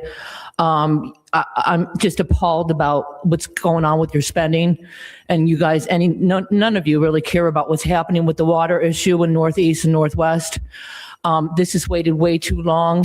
2016, you guys put water in for the Seven Island project, okay? That was nearly, how many years ago that you put water into this project and you still haven't done anything with it. And then you want to add, now you want to start up the project once again, and without considering the infrastructure, the traffic, the construction traffic that's going to happen in Northwest Cape. And not alone all the building that you've done with the residential, it's going to even impact our water issues even more. And again, I don't hear anything from any of you people about our water issues, okay? And how it's going to cost 50, 60,000 by the time you guys get to me. I mean, seriously, if I was making $350,000 like RCM, yeah, no problem. But most people in Cape Coral don't make nothing near that kind of money to afford this issue. So I'm just really disappointed, especially in our mayor. And council, just everybody, okay? And I want to speak out for take out the trash committee, because you guys always think that they're always here trying to bash you. But let me tell you something about them. They are here to speak for the citizens because, one, nobody can show up at this time to speak, okay? People have families and lives. Okay, I got off work and I got here at 4:30 and I'm disgusted. 7:30 and I am now finally able to speak. And then you move us from the camera because you don't want people to hear us. So again, thank you. Take out the trash committee on that recording us, because this is important. And I don't understand how you people think you're going to get reelected. People that can't even stand even to look at me while I'm speaking. Okay. And you know who I'm talking about. The guy in the gray suit. Okay. I'm taking notes for you, ma'am. Yeah. Okay. Doesn't matter. You don't put your head down. When a resident speak, you listen, but you don't listen, people. And I'd like to know the answer to that question. How do you expect to be reelected when you do not listen to the residents and your spending money is out of control? Okay? And I'm not the only one that's here, because I can only be here, but a lot of people want to come, but they can't because of what you guys have done to the public speaking at the time. Before it was the beginning, now it's at the end. And like I said, I can't come here every Wednesday. Trust me, I wish I could, because I'm so grateful now that we have people that will record us. So I would like to answer the question, how would you expect to be elected? Thank you. Thank you. That's the end of the comment cards. That's all the cards? Okay. Citizens input is now closed, and I'll open it up for any council discussion for citizens input. Councilmember Long? Thank you, Mayor. Yeah, I just wanted to address the first speaker, the lady that had indicated, I believe, that she lived on Yucatan with regards to the UEP and some of the road changes. I want to let you know, and I'm sure the city manager can kind of elaborate a little more, but that wasn't a process that we took lightly. In fact, that was a result of months and months of working with stakeholders, groups, and residents in that district and providing a multitude of different options, both to them and then ultimately this council, before we came to that conclusion. Mr. City Manager, can you explain a little bit about that process with regards to the roadway designs for the UEP? How we got there as far as working with the NWNA and Yeah, it goes all the way back to the Northwest Neighborhood Vision Plan that was also part of the Seven Islands. And so It was a collaborative, a vision put together by the residents in the Northwest. When we came around to actually starting the design for North 3, the Northwest Neighborhood Association put out a survey membership, brought it into the city, and essentially reaffirmed what the original intent was. So that was brought to you all to see if you all wanted to deviate from the standard that is today to what the vision was intended to be when we go and redo the roads there. Thank you. So yes, I'm not necessarily indicative of it being the right answer, but I just want to let you know that there was some immediate residents that provided their input in that. If we could maybe have somebody on staff, I guess direct her to the plan as it currently exists or what we ultimately ended up with, I think that might be helpful just so she can kind of see how we got there and what the alternatives were. But I just wanted to address that. Thank you. Yeah, unfortunately, we can't go back and forth just because of the way the process works. But yeah, I mean, theoretically, we could change it, but we did decide as a council on that ultimate decision several months back as a result of a months, if not a year or more long process. So it would be difficult, in my opinion. I think, like I said, if we can get staff to get with you and provide you some of the data and the materials that led us to that decision, maybe it would put you a little more at ease with some of your concerns and the gentleman that I guess you had spoken with regards to his concerns as well. That was it. Thank you, Mayor. Councilmember Kadouk. Thank you, Mayor. Ms. Alvarez, I agree with you. And I wanted to point out, I don't know if you got to see in our backup material, and this was a consent agenda item, Resolution 55-26. The fiscal year 2026 major road resurfacing project includes the widening and addition of bike lanes along the portion of Old Burnt Store Road. So I think that's beneficial to you. I remember seeing that you are a biker on Nextdoor, so I'm hoping that helps a little bit. But yes, the spending is out of control and we are questioning that. Ms. Lisette Follow, I have responded to you. You have a legal matter. This case is closed. I cannot help you any further. You can go to Byron Donald's office and he will tell you the same. They called me after you went there. And then, Mr. City Attorney, if you could please answer the question of what your interpretation of viewpoint discrimination is, that would be greatly appreciated. Let me just start off with the fact that I do not represent, nor can I provide legal advice to those who are not my clients. I represent you, I represent the city manager, and there seems to be a fundamental misunderstanding by certain individuals who think that my role here is to provide them legal advice. I would be violating my ethical obligations, not only to you, but also to the administration. So thank you. In that regard, if he wants clarification, there's the Lee County, they have legal aid. If he wants to reach out to them, I'm sure they'd be more than happy to engage him, and he can pay a lawyer to provide him legal counsel. Thank you. And I mean, exactly what you just said, I believe also if she's listening or if she's still here, to Ms. Lisette Follow as well. Well, in regards to her, she had a violation. That violation went to a quasi-judicial proceeding. She has certain obligations that she must do. If she did not or believe that there was a level of injustice, you have the legal ability to seek a remedy. That remedy does not go before this entity. That remedy goes to the circuit court sitting in its appellate capacity. If she did not avail herself of that, then that is not something that you all have the legal authority to do at this point in time, because we have a process in place. That process in place requires certain actions to happen. And coming here and intimating things and essentially threatening things against you all is really unproductive and not in compliance with the law. Thank you. Thank you, Mayor. Councilmember Laster. Thank you, Mayor. Miss Becky, it's so great to see you guys again. And I'm grateful that Councilmember Long answered your question. I figured he would. I was going to direct you to him. So text or call me anytime. I'm so glad y'all are residents. Let's see. Mr. Lamadou, as far as I know, obviously our Constitution is our Constitution and we all abide by the Constitution. However, I do know that our city does have legal authority to regulate its forum and its meeting and how we want to handle it. But if you want to speak with me offline, like if there's something specific you're looking for, let me know. Either shoot me a text, give me a call, and let me know. I think, let's see. Mr. Thomas Senator, can you say that louder for those of us in the back? Just kidding. Thank you for your compliments on J.C. Park. That's been contentious, gives me anxiety. So I'm happy to see that you have seen it and that you're pleased with it. I know we can't please everyone, and I have not gone to see it fully yet, but I plan to do that next week with Mr. City Manager. Ms. Kavanaugh, she's not here. Oh, she is. Okay.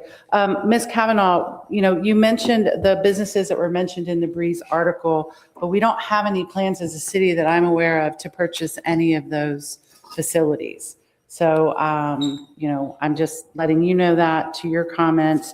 And then regarding the CRA and the initiatives, incentives that we offer for demo. Again, that's to incentivize businesses to come to purchase, and that's part of what we do with our CRA funds. And then let's see, Mr. Mazurkowitz, Mayor form of government.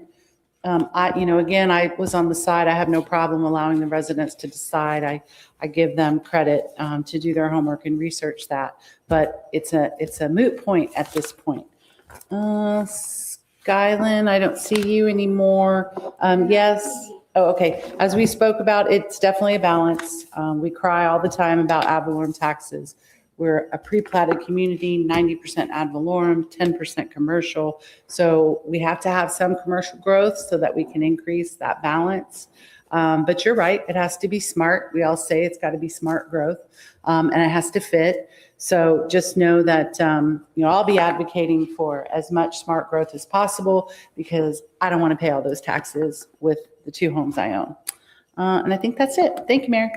Councilmember Kilrain. Yeah, Mr. Shadrack, there were several points with respect to the ability to have debt load.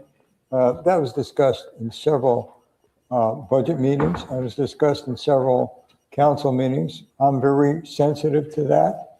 I've asked to have it looked at further. I think you were here at one time when we discussed that and asked to have it looked at further. I'm waiting for a comeback on that in more detail as we get further into what the capitalization will be. So it's a very sensitive topic for me. I've been there, done that, and understand what the issues are related to it. But it has been discussed, and it's a point of concentration for many of us. So just wanted to bring that out. Thank you, Mayor. Okay. Seeing no other lights on, we'll move to item 11 is reports. Councilmember Kilrain, report. Sure. Just pull up the Mayor, give me 1 second.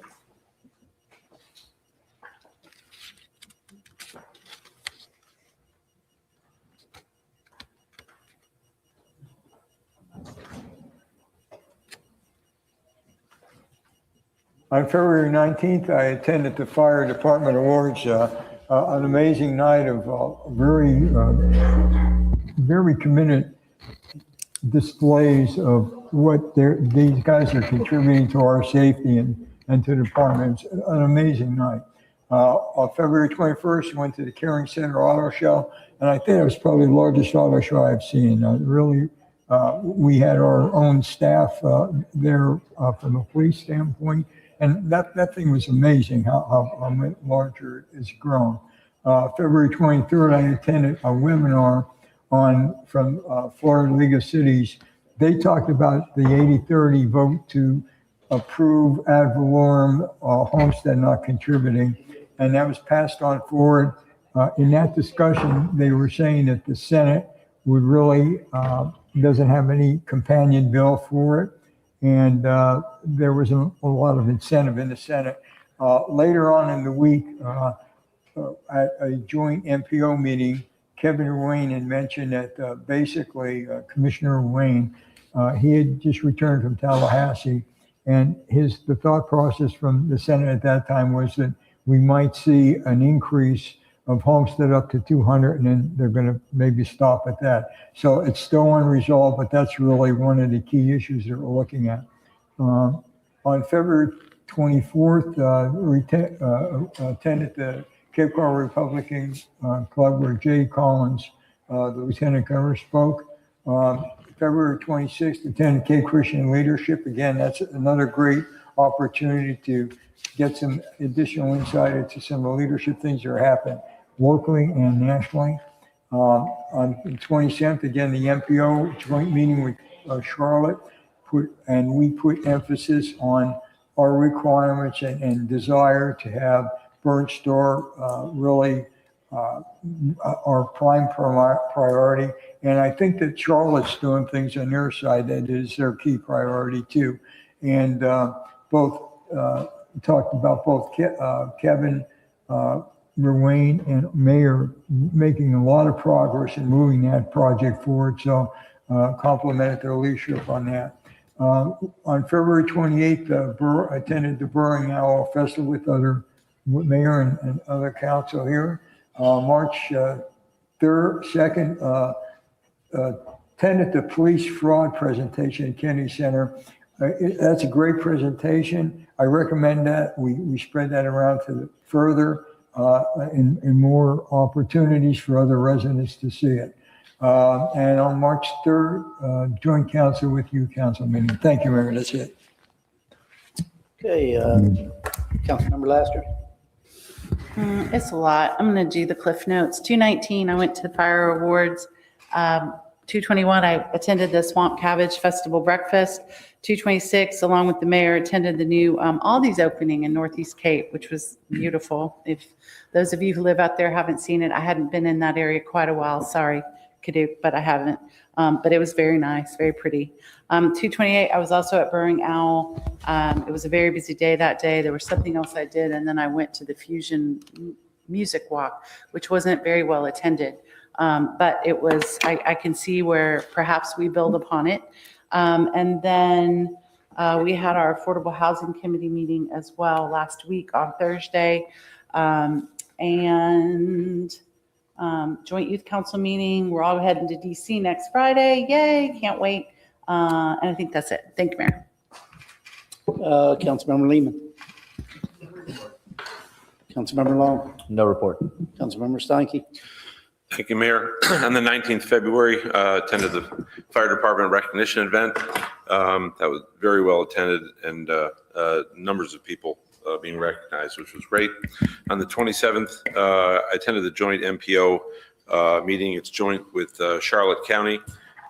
We continue to lobby for solutions for Burnt Store Road sooner than later. Also, we're informed that there was a request in Tallahassee that was accepted to be put on the floor to combine our MPO also with Collier County, and that was brought about by someone not even in our jurisdiction. And so we were in contact with our lobbyists in an effort to fight that bill. On the 28th of February, attended the Burring Owl Festival. Hats off to our Friends of Wildlife, another amazing event, allowing citizens to get more in touch with all of the creatures here that we need to protect. And on the 3rd of March, attended the joint youth council meeting. Our youth really help us. They're engaged. They make their way around to the other schools to get other students engaged in our community. And hats off to Councilmember Lastra, who's provided a great deal of leadership to this year's class, and is going to be taking them to Washington, D.C. For another tremendous experience at understanding governance and at a much greater scale than here at the local level. So hats off, Councilmember Lastra. That's it. Okay. Councilmember Donnell. I just want one thing I want to share with council. You guys probably experienced it, but I wanted everyone to hear it.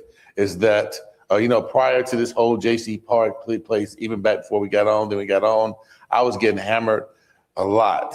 But two people in particular. I mean, they never had anything nice to say, but they were just hammering. I bring it up to say that both of them this past week called me, and when they called me, so much so I just started shivering before they started talking. But both of them said, one of them said, I went to the park, and I said, here we go. And it's absolutely beautiful. And wanted me to thank you and say, thank you all, council, for holding the line because they had no idea it was going to look like that. That was echoed in the second one. So then, of course, the piece two, the next thing we'll deal with the food. But I just wanted to share that.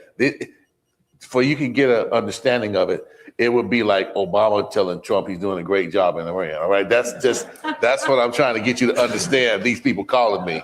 All right. So that being said, that's all. Thank you, Mayor. Councilmember Kadu. Thank you, Mayor. On February 27th, I attended the joint Charlotte and Lee County MPO meeting. On Tuesday, the 3rd, I got to tour our fleet facility. Thank you, City Manager, for that. That was very eye-opening. And I also attended the joint youth council meeting. I actually have two questions. Well, one, a statement. Can I please request that code patrol Northeast Cape a little bit more? I'm getting inundated with emails with just code violations for the northeast part of Cape Coral. And when I drive around, I mean, Mike, you know, I've sent you text messages from my own phone in my own neighborhood of violations all day, every day. And the second thing is, maybe it's a question for our attorney. I had a lot of questions this evening on procurement. And I know that we have our selection advisory committee. Why don't we have a council liaison for that like we do a P&Z? Because it would be inappropriate for you all to be there knowing the bids because. But it's a publicly advertised meeting. Yes, but it's limited as to who can be there for it. And part of it is and I'm going to give you the quick and dirty of procurement. If, for example, the selection advisory committee ends and there is a determination made by administration to not proceed forward, you've essentially have all that information that's out there. And when you have all that information out there, it gives those individuals a competitive edge that may not have submitted a bid. And if it goes back out, then you already have that information. So part of it is to ensure the sanctity of the competitive process and not make sure that anyone has the ability to circumvent that. And that is why you all have a cone of silence until such time that there is a determination made by administration and then that cone is lifted. Perfect. Thank you for that explanation. But that brings me back to Councilmember Long's point earlier tonight. We need a process in place.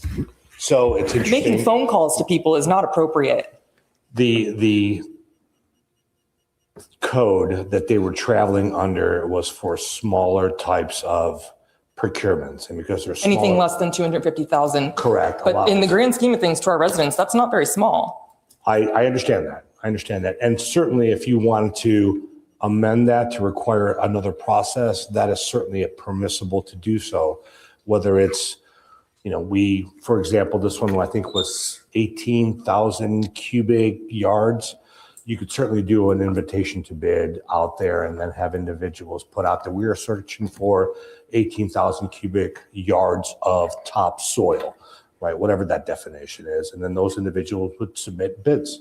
And that's how you've done. The reason why, and I'm not going to speak for procurement, but I suspect that it's a more expedited process to just obtain quotes and then move forward would be my guess. When you start a procurement process, it does have a tendency to extend the process a bit longer. Okay, thank you. That's all, Mayor. All right, thank you. On 219, I called Obama to try to get him to call President Trump. He told me there was no way he was doing that. After that, I attended the Cape Coral Fire Department ceremony and at Oasis High School. It was just another great yearly event where we recognize all the fine men and women of our fire department. Also attended the Storms Field ribbon cutting on the 20th. And on the 28th, I attended the 24th Burn Now Festival, was a guest speaker there. Also on 3/2, I attended the annual procurement event that they had at McCullough and was a speaker there and issued a proclamation. And on 3/2 as well, I attended with Councilmember Lastreth, the Southwest Florida Women in Construction. That was a great event there where Mayor Anderson from Fort Myers was there as well. It was over in Fort Myers, and he issued a proclamation. And I think that was pretty much it. And Mr. City Attorney, report? No, nothing at this point. Mr. City Manager? Thank you, Mayor. Just want to say that on Friday, March 6th at 10 a.m. at Joe Stonis Park, we are going to have a ribbon cutting for a new park at Joe Stonis. On Saturday, March 14th, we are going to have the next Music and Arts Fusion Walks on Southeast 47th from 5 to 9. And we are hosting the Sound of Jazz and Blues on March 28th at the Coral Oaks Golf Course from 5 to 9 p.m. Thank you. Okay, thank you. Time, place, future meeting. We have a Community Redevelopment Agency meeting scheduled for Wednesday, March 11th, 2026, beginning at 9 a.m. here in council chambers. And we also have a committee of the whole scheduled for Wednesday, March 11th, beginning at 9:30 a.m. here in council chambers. Is there a motion to adjourn? So moved. All in favor, say aye. Aye. Any opposed? Meeting adjourned.